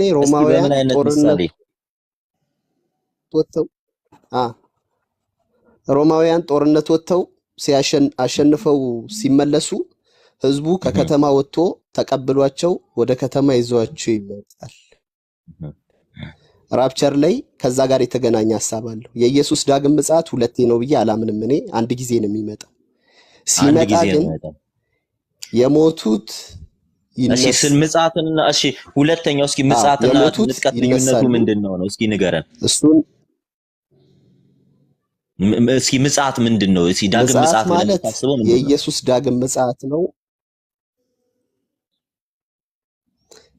ኢየሱስ ይመጣል ወደ ምድር ዳግም ምጽአት ነው የኢየሱስን መምጣት የሚያሳይ ሲሆን አንድ ላይ አንተም ትወርዳለህ ከኢየሱስ ከወደም እኔም ከኢየሱስ ከወደም ትወርዳለህ ያልከ ነው እሱን የምንቀበልበት ሰሙ የቆየ ሰማህ አይመስለኝም ቆይ እስቲ ማድ ይሰማሃል ይሰማኛል ዲያቆን ድምጽ ርቋል አይሰማም የኔ ድምጽ ሌት እየሆነ ነው የሚደርስ የኔ አይሰማም ቆይ ማቴዎስ እንደምን ሌት እየሆነ ነው እየዘገየ ነው የሚደርስ እየተዳረረባ አሁን ሰማው ዲያቆንዬ ያንተ ኔትወርክ ነው መሰለኝ ይሰማል እዚህ ጥርት ብሎ ነው እንደበቃ የኛ በስነ ስርዓት ኦኬ እሺ ወንድማችን ከሄድክ በኋላ አሁን ዳግም ምጽአት ጌታ እንዴ ነው የሚመጣው ብለሃል አብረህ ነው የምትወርደው ጌታ ልትቀበል ሄደ ወደ ኦኬ ወደ ላይ ከወጣ በኋላ ተቀበለው ያጀብክ ነው የምትወርደው ተቀበለ ነው ለመመለስ ነው ተቀበላችሁ ወደ ምድር ትመለሳላችሁ አዎ በቃ አንድ ጊዜ ነው ምጽአት እንደዛ ነው ማምነው እናንተ የምትነጠቁት ጌታን ተቀበላችሁ ከሰማይ ተቀበላችሁ ወደ ምድር ለመውረድ ነው አየር ላይ ሰማይ ከሰማይ ወርዳል እኛ ግን ይሄው ክፍሉ እኮ ነው እኔ እኮ አይደለም ኦኬ አይ የምትነጠቁት አቀባበል ልታረጉለት ነው ለክርስቶስ የምትነጠቁት አቀባበል ልታረጉለት ነው አንድ ላይ እንለወጣለን አዲሱን ማንነት አቀባበል ልታረጉለት ነው ወይ የምትነጠቁት ቴንክ ዩ እንደዛም ወሰር ትችላለህ ኦኬ የኛንም የመለወጥ ስርዓት ማሰብ አለበት ኖርማሊ ኦሬዲ መለከት ተነፋ ከሞቱት ጋር ተነስተናል ብለሃል ከሞቱት ጋር ተነስተ የመጀመሪያ መለከት ሁለተኛ መለከት ሶስተኛ መለከት አለ ሶስት መለከት ነው ከሞቱት ጋር ተነሳክ ከዛም ክርስቶስ ሲመጣ ለክርስቶስን አቀባበል አርገህለት ከሰማይ ወደ ታች ትወርዳለህ ማለት ነው ወደ ምድር አመሰግናለሁ ያው አንዳንዱን ብሸራርፍብኝም ግን ከሞላ ጎደል ያገኘን ስለምን ኮንሰፕት ንገረን ወንድማችን አው ኮኔ አሁን አጥንተው ከመጣው ለየት ካለብህ እኔን ካላዳመጥከኝ እኔ የኔን አመለካከት ባይብሊካሊ የሆነው ነገር ነው ነገር ለደቂቃ እንስጥህና በቃ ሲያው ሰሙ ሚውታል ለደቂቃ እንስጥህ እሺ በሁለት ደቂቃ ሐሳብ እሺ ያለው ትግል ክፍል ላይ ነው ኢየሱስ ይመጣል ዳግም ምጽአት ማለት ከኢየሱስ ጋር የተገናኘ ነው የሱን ወደኛ መምጣት የሚያሳይ ነው እሱ ደግሞ ወደኛ ሲመጣ በመላእክት አለቃ ድምጽና በእግዚአብሔር የመለከት ድምጽ ከሰማይ ይወርዳል ከዛ በኋላ መለከት ይነፋል የመጀመሪያው መለከት ለሙታን የሚነፋ መለከት ነው መንፈሳዊ ይዘት አለው የሚሰሙት ሙታን ብቻ ናቸው ሙታን ይነሳሉ ሁለተኛ መለከት ይነፋል ሁለተኛ መለከት ሲነፋ ደግሞ እኛ ሕያዋን የሆንን በቅስፈት አይን እንለወጥና ራፕቸር የሚባለው ነገር ወይም ንጥቀት የሚባለው ነገር ያኔ ነው የሚሆነው ኢየሱስን አየር ላይ ለመቀበል እንነጠቃለን የሞቱትም ተነስተው አየር ላይ ኢየሱስን ይቀበሉታል በህይወትም ያለነው እኛ ከነሱ ጋር አንድ ላይ ሆነን ኢየሱስን አየር ላይ እንቀበለውና ዳግም ምጽአት ይሆናል እንወርዳለን ይሄንን ነው ያወራው ያለው ትኒ ምናልባት ክሊር ነው እሺ አሁን ገብቶናል ብዬ አስባለሁ እሺ ሰው እኔ ልጠይቅህና ከዛ ሰሙና ዮሐዴ ጠይቋል ወዴት ነው የምትወርዱት ወደ ምድር ትወርዳላችሁ ከዛ በኋላ ጌታ ተመልሶ ወደ መጣበት ይመለሳል ፍጻሜ ነው በቃ የዓለም ፍጻሜ ነው ወደ ምድር ነው የምትመለሱት አው ኢየሱስን ተቀብለነው ወደ ምድር እንመጣለን ከዛ ወደ ምድር እሺ ጥሩ አንድ እሱ ነው ሁለተኛ ደግሞ የሞቱት ይነጠቃሉ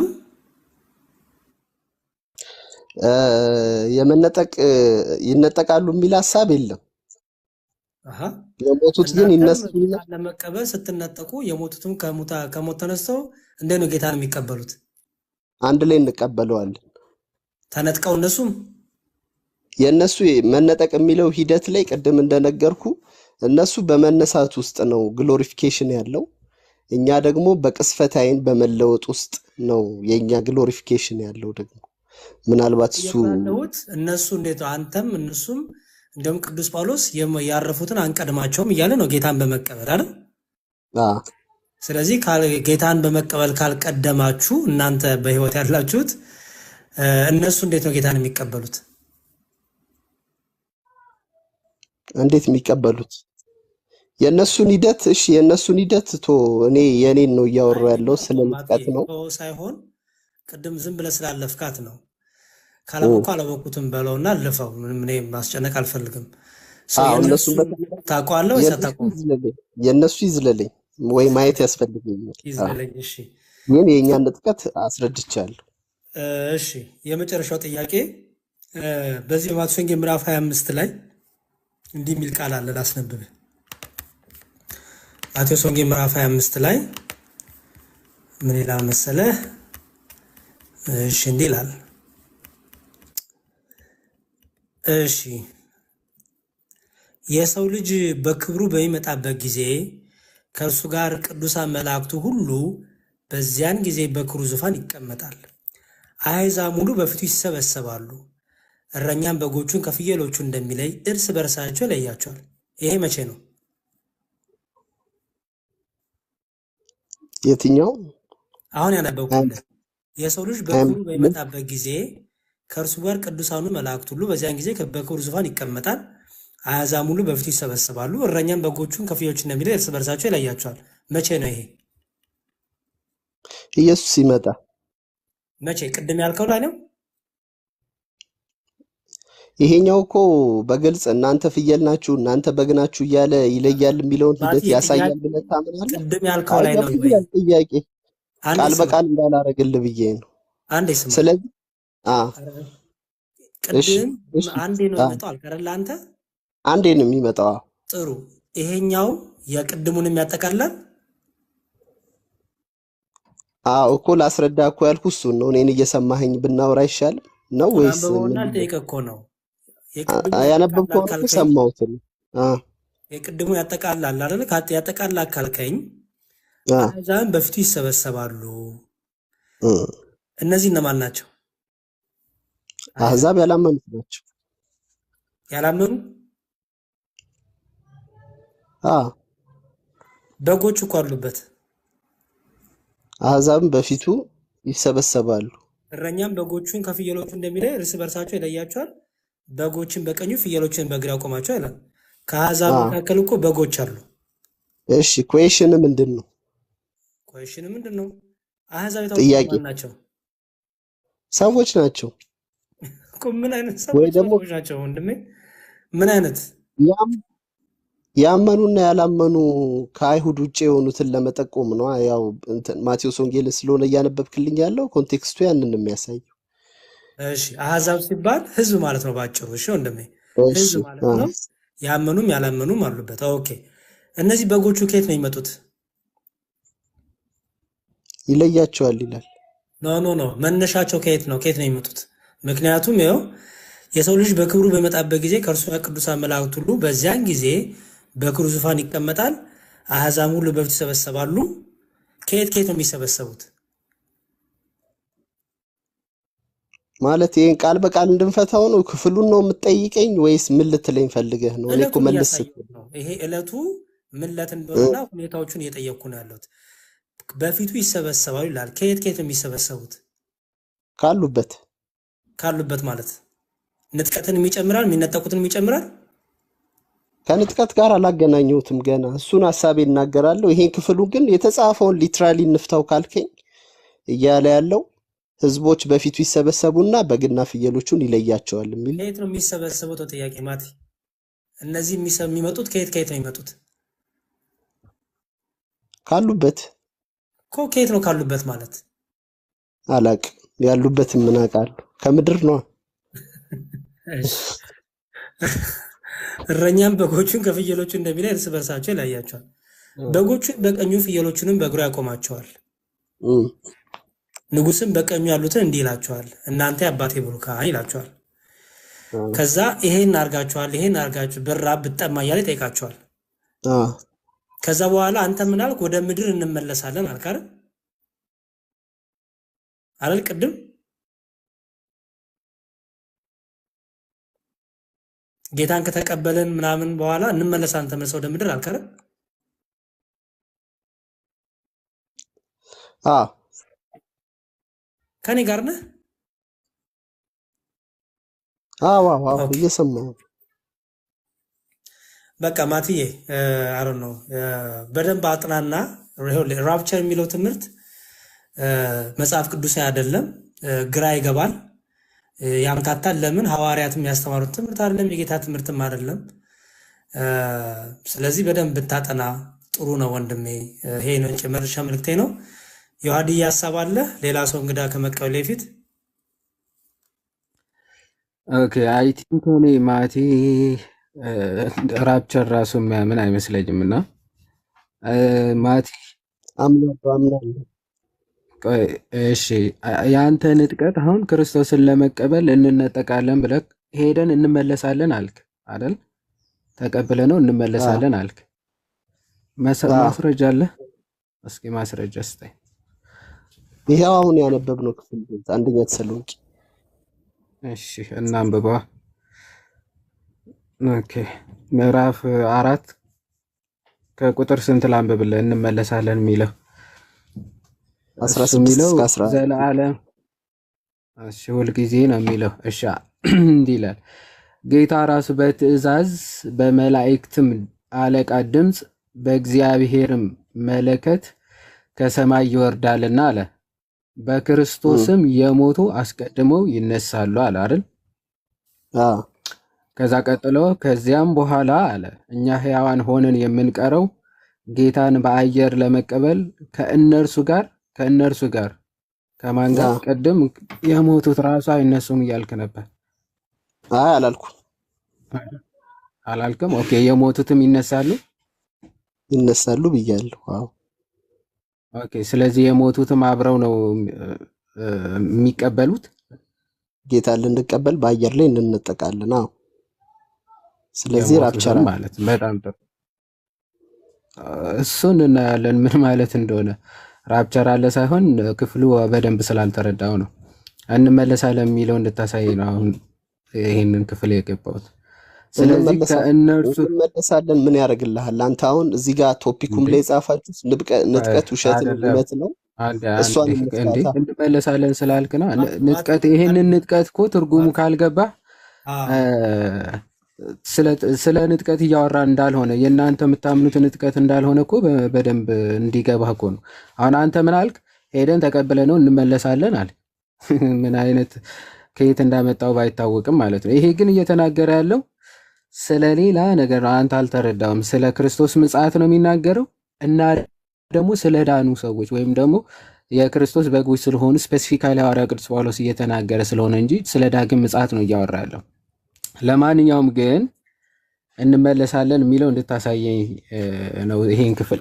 ምናልባት አይ ቲንክ እኔ ልክፈትና እናንብበው።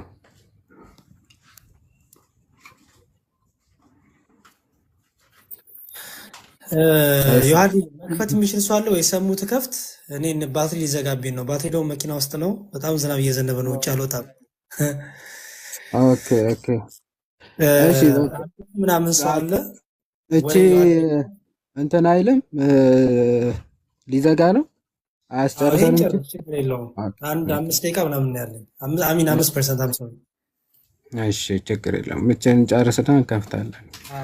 ኦኬ እሺ ግን ያዘጋጃል። ትከፍታለህ አንተ ወይ ሰሙ ትከፍታለህ? እኔ የሆነ ቦታ ማለወጣ ስለምን ጥሩ ችግር የለውም። ሰሙ ያለ ሰሙ በሱ ድምፅ ልጥራው እንጂ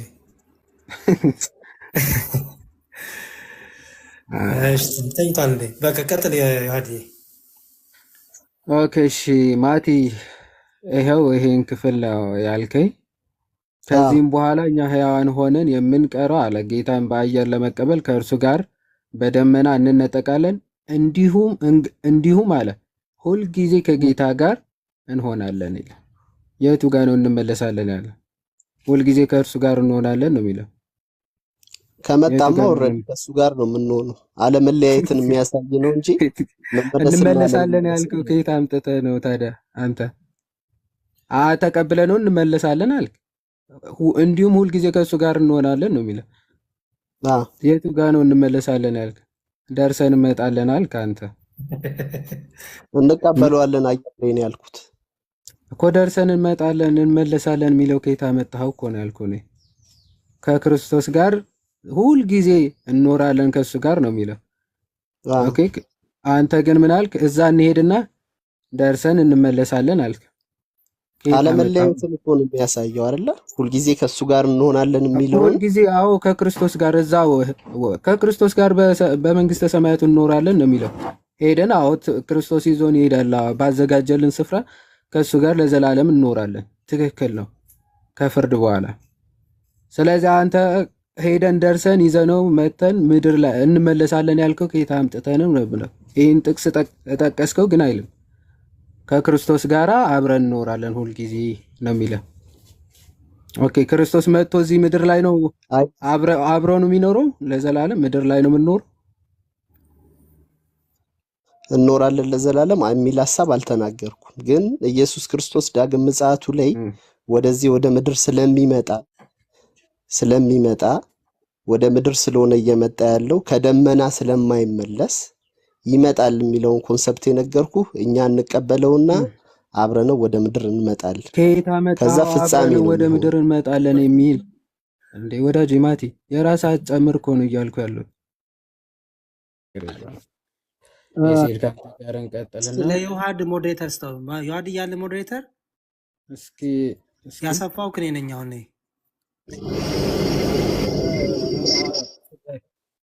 የለኝም። አይ የለኝም። ሰሙዬ ለዮሐድ ሞዴሬተር ስጠው ፕሊዝ ካለክ። ኦኬ እሺ፣ ይሄ ሴት ይሄን ክፍል በደንብ እንትን በለውና እንመልከተው። ነገር ግን ወንድሞች ሆይ ስለ ጌታችን ስለ ኢየሱስ ክርስቶስ መምጣትና ወደ እርሱ ስለመሰብሰባችን ይላል። ይህ መምጣትና ወደ እርሱ ስለመሰብሰባችን እያለ ያለው መቼ ነው? ከአውሬው በፊት ማለት ነው። ይሄ ከአውሬው በፊት ነው።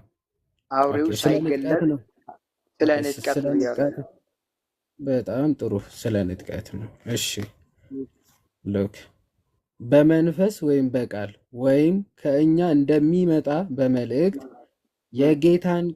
የጌታ ቀን ደርሷል ብላችሁ ከአእምሯችሁ ቶሎ እንዳትናወጡ እንዳትደነግጡም እለምናችኋለሁ ይላል። ምንድን ነው ያለው? የጌታ ቀን ደርሷል ብላችሁ ከአእምሯችሁ ቶሎ እንዳትናወጡ እንዳትደነግጡ እለምናችኋለሁ ይላል። ማንም በማናቸው መንገድ አያስታችሁ፣ ክህደቱ አስቀድሞ ሳይመጣና በደንብ አስተውል ወዳጄ። ማንም በማናቸው መንገድ አያስታችሁ አለ። ክህደቱ አስቀድሞ ሳይመጣና የአመፅ ሰው እርሱም የጥፋት ልጅ ሳይገለጥ አይደርስምና አለ። ምን ማለት ነው? ያው ይሄ መሰብሰባችን መምጣቱ የጥፋት ልጅ ወይም ደግሞ ሐሳዊ መሲህ ከመምጣቱ በፊት ነው አልክ።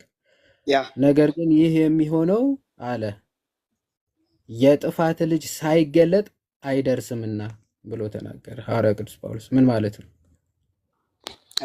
የጥፋት ልጅ ሳይገለጥ አይደርስም ማለቱ ይህንን አሁን በምን ነው የምንፈታው? በዳንኤል ላይ ባለው ሀሳብ ነው የምንፈታው። አሁን ቆይ አይዞ ማለት ወንድሜ ሐሳቡን በደንብ በስርዓት እየተረዳ ነው እንምጣና። ይሄ የሚሆነው መቼ ነው አልከኝ? ከጥፋት ልጅ በፊት አይደለም? ሐዋርያው ቅዱስ ጳውሎስ ግን ምን አለ? ይህ የሚሆነው አምስትን አንብበው። አነበዋለሁ፣ ችግር የለውም። መጀመሪያ ይህን መቼስ ሶስትን ሳናነብ አይደለም አምስትን ሀሳቡ እያያዛላ እኮ ከተያያዘ ታያይዘውና ትነግረኛለህ፣ ችግር የለውም። ምን አለ? ማንም በማናቸው መንገድ አያስታችሁ አለ። ክህደቱ አስቀድሞ ሳይመጣና የአመፃ ልጅ እርሱም የጥፋት ልጅ ሳይገለጥ አይደርስምና አለ። ምንድን ነው አይደርስም ያለው? አሁን ከታች ያለውን ነገር እናንብበው። አምስትን እናንብበው። አምስት ጋር የተያዘ ነገር አለ። አይደርስምና የተባለው ምንድን ነው? ሀሳቡ ከአምስት ጋር የተያያዘ ጉዳይ ነው አባቴ። ሀሳቡ አያይዘውና ችግር የለውም አይደርስም እና የተባለው ምንድን እሺ ነው? እኔ እኔ አምስት ላንብበውና ላያይዘው። አውድ እኮ ከዚህ ወደዚህ ከአንድ ወደ ታች ይሄዳል እንጂ ከአምስት ወደ 3 እኮ አይደለም ይሄዳል። አይጠናቀቃል። ሀሳቡ መጠናቀቅ አለበታ።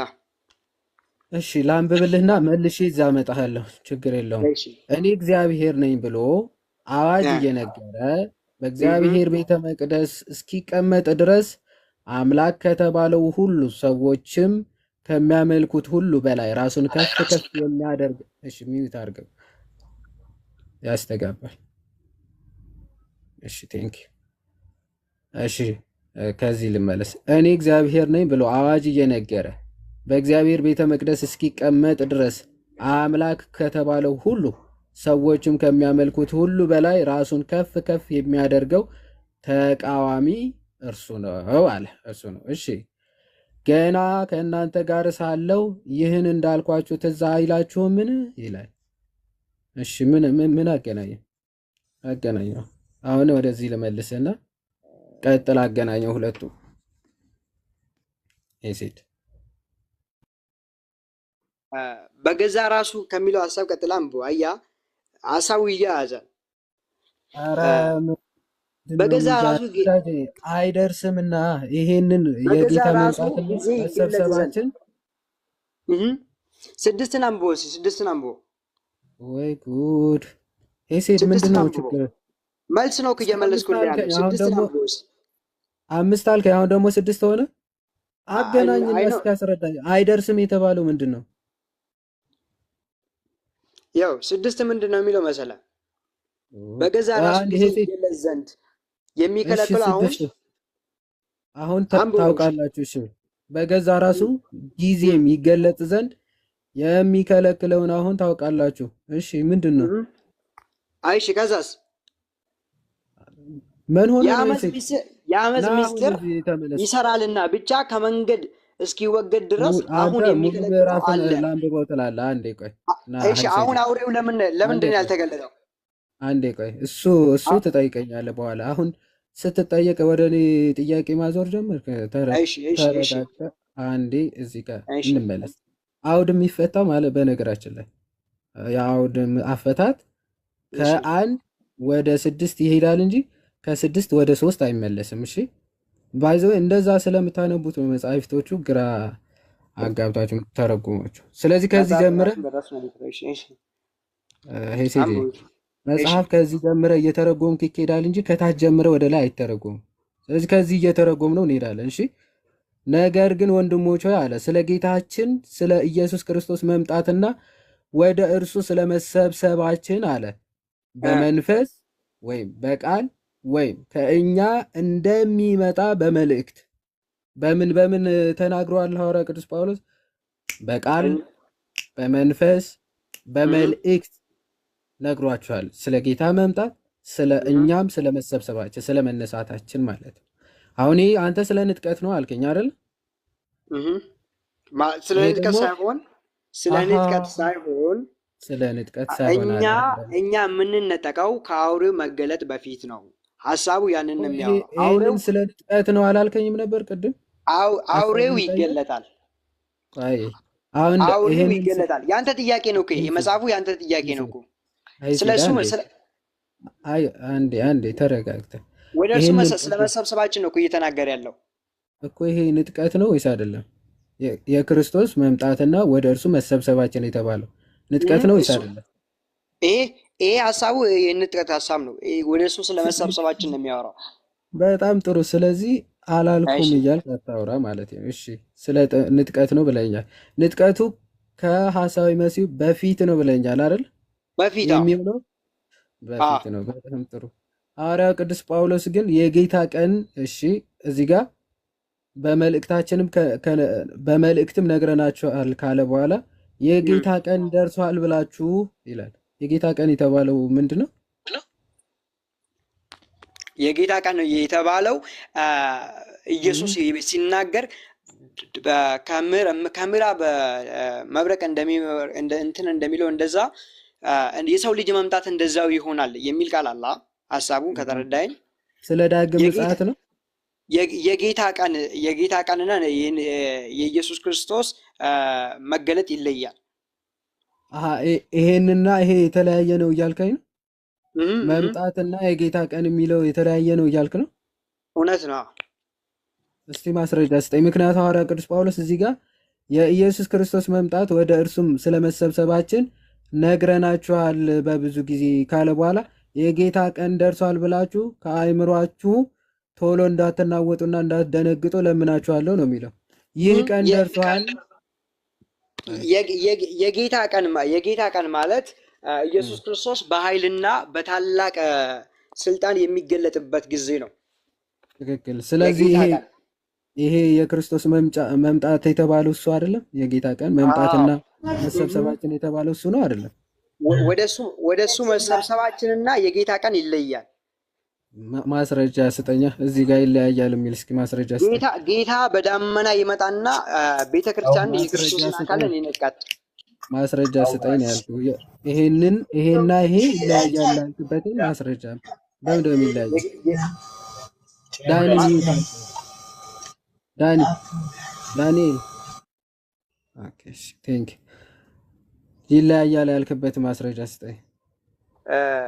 ቆሮንቶስ ላይ ልውሰድ። እሺ ቆሮንቶስ ላይ ሀሳቡ ባይገናኝም ግን ላውራክ። ስለዚህ ካልተገናኘ ለምን ትሰጠኛለህ ብራዘር? አንደኛ ቆሮንቶስ 15 እኮ የማይገናኝ ጥቅስ ከሆነ የምትሰጠኝ ምን ያደርግልኛል ነው የምልህ። እመለሳለሁ ወደዚህ ማለት ነው። እሺ ስንት ልክፈትልህ? አንደኛ ቆሮንቶስ 15:51 እሺ 15:51 የጌታ ቀንና የጌታ መምጣት እንደሚለያይ ማለት ነው። እሺ ይኸው እነሆ አንድ ምስጢር እነግራችኋለሁ፣ ሁላችን አናንቀላፋም፣ ነገር ግን የኋለኛው መለከት ሲነፋ ሁላችን በድንገት በቅጽበት ዓይን እንለወጣለን። መለከትም ይነፋልና ሙታንም የማይበሰብሱ ሆነው ይነሳሉ፣ እኛም እንለወጣለን ይላል። እሺ የጌታ ቀን ኢየሱስ ክርስቶስ አልኩ በታላቅ ኃይልና ከመላእክቱ ጋር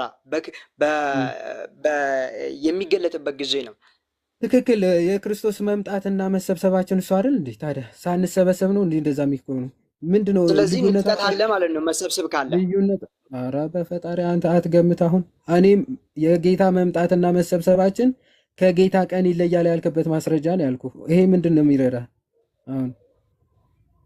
አሁን ይለያል ነገር እኮ ይለያል የጌታ ቀን ይለያል ይላል። ቃል በቃል ነው የፈለከው እንዴ? ቆይ የጌታ ቀንና የምንነጠቅበት ጊዜ ይለያል። ሐዋርያ ቅዱስ ጳውሎስ ቆይ የራስ ሐሳብ እየጨመርክ የምታወራ ከሆነ አንተ መጽሐፉን ሳይሆን የምትቀበለው የራስህ አእምሮ የፈጠረልህን ትምህርት ነው ማለት ነው። ሐዋርያ ቅዱስ ጳውሎስ እዚህ ጋር የክርስቶስ በደንብ አዳምጥ። የክርስቶስ መምጣትና መሰብሰባችን የጌታ ቀን ብሎ ጠቅሶ አንተ ይለያያል ብለህ የምትከፋፍለው ማን ስለሆንክ ነው? አየህ፣ የጌታ ቀን ብሎ የሚያወራበት ሐሳብ አውሬው ኢየሱስ ክርስቶስ ከመገለጡ በፊት ወይም ደግሞ በኃይልና በስልጣን ከመገለጡ በፊት የሚገለጠው ነው። አንዴ ሀብቶ ማለት ንጥቀት ደግሞ አንዴ የሴት ነው ስም። ኦኬ ተረጋጋና አሁን የራስህን ሐሳቦች ለመዝራት እዚህ ምናምን ገብተህ ከሆነ እዛው ቤትን ከፍተህ ታወራለህ። እሺ ቆይ ችግር የለውም። አሁን ያለ ማስረጃ እንዳታወራ እሺ። ኢየሱስ ክርስቶስ የሚመጣበት እኛ የምንሰበሰብበት ቀን ነው። የጌታ ቀን ደርሷል ብላችሁ በአእምሯችሁ እንዳትታወቁ እንዳትሸበሩ እያለ ነው ሐዋርያ ቅዱስ ጳውሎስ። ትክክል። በጣም ጥሩ። ምክንያቱ እሱም የእሱ መምጣት እኛም የምንሰበሰብበት ጊዜ ነው እያለ ነው ሐዋርያ ቅዱስ ጳውሎስ። ልክ ነህ? ያው ኢየሱስ በዳመና ይመጣል። በመገለጽ ሳይሆን በስውር ይመጣል። በስውር ይመጣል። ኢየሱስ በስውር ይመጣል። አሁን ከአሁን በኋላ ምንም አይነት ነገር ብትናገር ማስረጃ ካላወራ አላልፈም። በስውር ይመጣል የሚል ማስረጃ ቶሎ አንድ ማስረጃ አንድ ምስል ልንገራችሁ ያለው ቅድም ቆሮንቶስ ላይ ያለው ማስረጃ ስጠኝ ቶሎ። በስውር ይመጣል። ተሰሎንቄ ላይ ሽኒት ና በስውር በድብቅ ማለት ማንም ሳያየው ከአማኞች በቀር ማንም ጭራሽ ሳያየው። ማስረጃ በስውር ይመጣል የሚል አንድ ስንት ልክፈትልህ? እሺ ተሰሎንቄ ላይ ሂድ። እሺ ሀሳቡን ለንገድ። አሁንም ተሰሎንቄ 4:15 ሀሳቡን አልፈልግም። በደንብ አዳምጠኝ። ይሄ ሴት በስውር ይመጣል የሚል ማስረጃ ብቻ ነው የምፈልገው። ያንተ ወሬ አንተ ቃል እንዳታወራ። በቃል የፈለግከዋ ስለዚህ ቃል በቃል የፈለግከዋ ከየት አምጥተህ ታዲያ? ቃል በቃል የፈለግከዋ? አዎ ቃል በቃል አታገኝም። አታገኝም። ጨርሰናል። ስለዚህ ንጥቀት የለም። ታሪካዊ አለ። ይሄው እያወራ ያለው ምንድን ነው? እሺ ይሄኛውን ክፍል አንብበው። እሺ አንዴ ቆይ አትጮህ። ይሄ ሴት ንጥቀት የሚባል ተረጋጋ። ምን ሆነ ነው? ንጥቀት የሚባል ትምህርቱ ጭራሽ የለም። የፕሮቴስታንቶች ፍብረካና ትምህርት ነው። እሺ አሁን ወደ ተሰሎንቄ እመልሳለሁ። ቆይ ሁለተኛ ስውር ንጥቀት ምናምን እንዳትል። ጌታችን ሁለቴ ነው የሚመጣው። ዳግም ሲመጣ ግን ግልጽ ሆኖ ይመጣል ነው የሚለው መዝሙር 50 ላይ። እሱን ላስነብብና ሁለተኛ በስውር ተደብቆ እያልክ እንዳታወራ። እሺ ያው የክርስቶስ ዳግም መምጣት እንዲህ ይላል። የአማልክት አምላክ እግዚአብሔር ተናገረ፣ ከፀሐይ መውጫ ጀምሮ እስከ መግቢያ ድረስ ምድርን ጠራት። ከክብሩ ውበት ከጽዮን እግዚአብሔር ግልጽ ሆኖ ይመጣል ነው የሚለው። ግልጽ ሆኖ ይመጣል ዳግም ስለዚህ ተሰውሮ ይመጣል የሚል ሁለተኛ እንዳታወራ ማለት ነው። እሺ በሚስጥር ይመጣል ኢየሱስ። እሺ እንነጠቃለን የሚለው ሀሳብ ምንድን ነው? አይደለም እንደ ይሄ ልጅ እንነጠቃለን። ተነጠቅ። እኔ የአንተ መነጠቅ ምን አገባኝ? እኔ አትነጠቅ ብያለሁ። ይዘህ ማን እንደሚነጥቅ ፍታ፣ እሱን ጥቅስ ፍታ። እሺ አሁን ወደ ተሰሎንቄ ልመልስህ ነው። ይሄ ሴት ተረጋግተህ አውራኝ። ወደ ተሰሎንቄ ምዕራፍ 2 ልመልስህና ንጥቀቱ ከምን በፊት ነበረ ያልከኝ? ይሄ ሴት ከሐሳዊ መምሲው መምጣት በፊት አይደለ እንዴ? ተነጠቅኩ እያለ ተነጠቀ። ጌታ እሺ ንጥቀት አለ ብላችሁ እንዳታምኑ ደግሞ ተነጠቀ ብላችሁ ያው ይመላለሳል። አይ ኔትወርክ ነው። ሶሪ እነሱ እንደሚመላለስ ትመላለሳለህ። እሺ ያው እናንተ ይመላለሳል ብላችሁ ስለምታምኑ ማለት ነው። ስንቴ ነው ግን የሚመላለሰው እናንተ ጋር ኢየሱስ? ለኛ በሚስጥር አሁን ድንገት ይመጣል። አንተ ሚስጢር ምን የለም። ዝም ብለህ 30 ጊዜ ሚስጢር ትላለህ።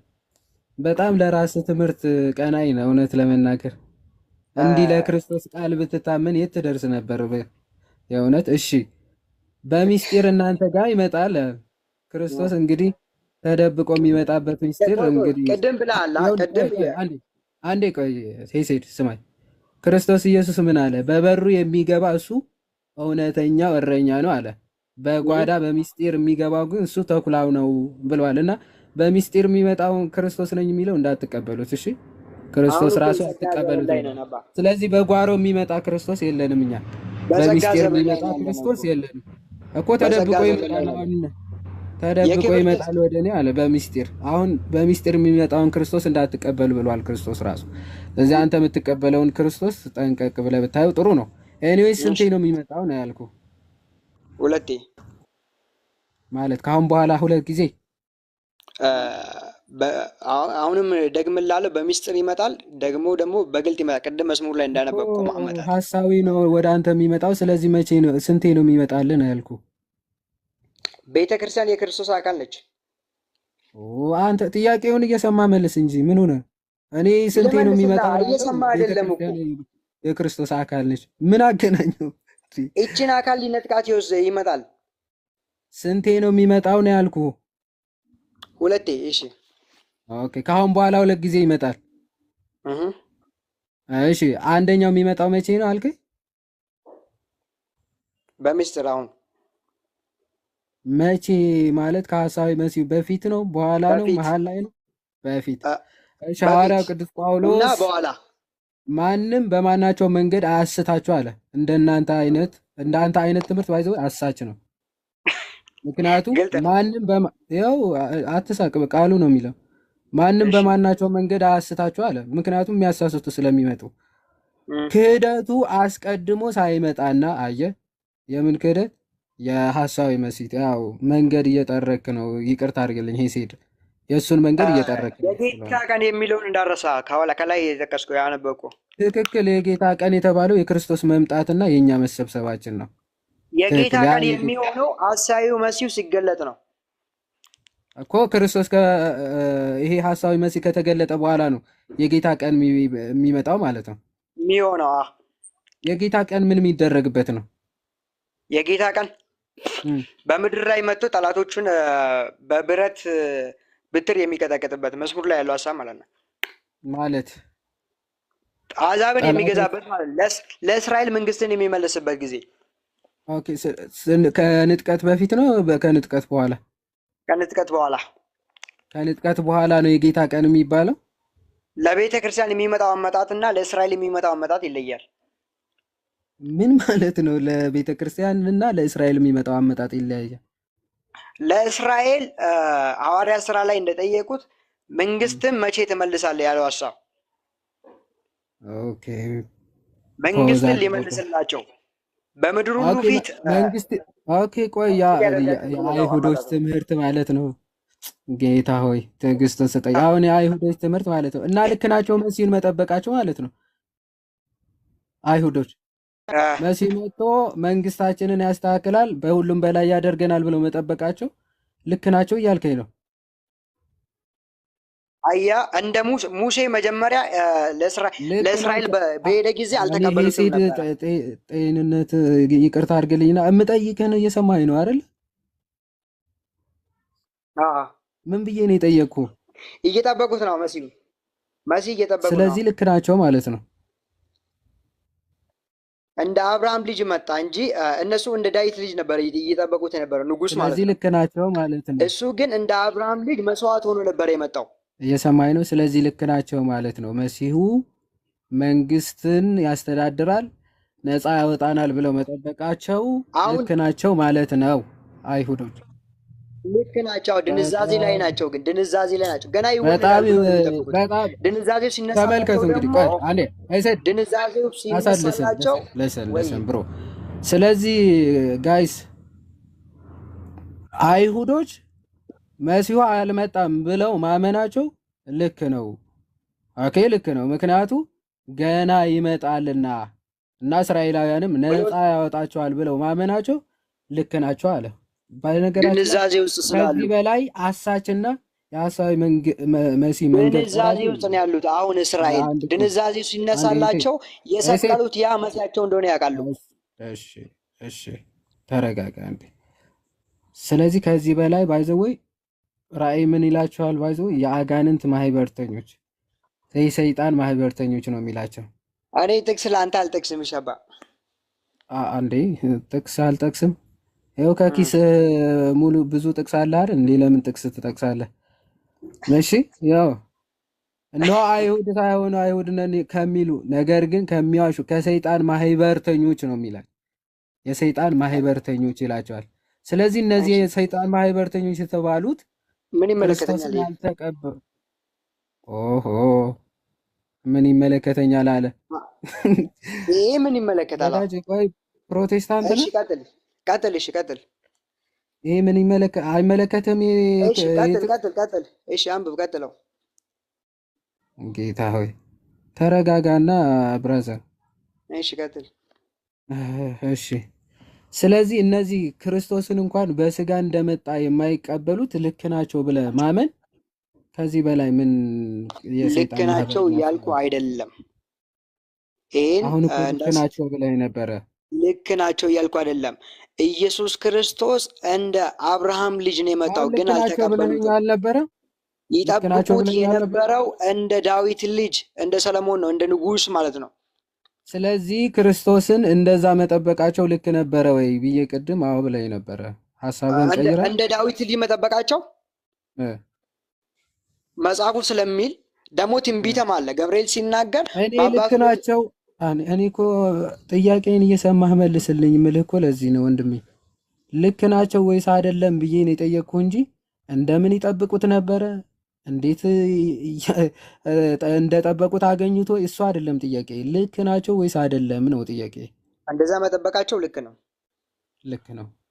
አዎ ጨርሰናል። ትንቢት ስላለ ፕሮቴስታንቶች ከአይሁዶች ጋር ህብረት ስላላችሁ ከእናንተ ጋር ምን ይላል መሰለ? አንዴ ትንቢት ስላለ ሁለተኛ ተሰሎንቄ ላይ መመለስ ትችላለህ። ኧረ ቆይ አንዴ አንዴ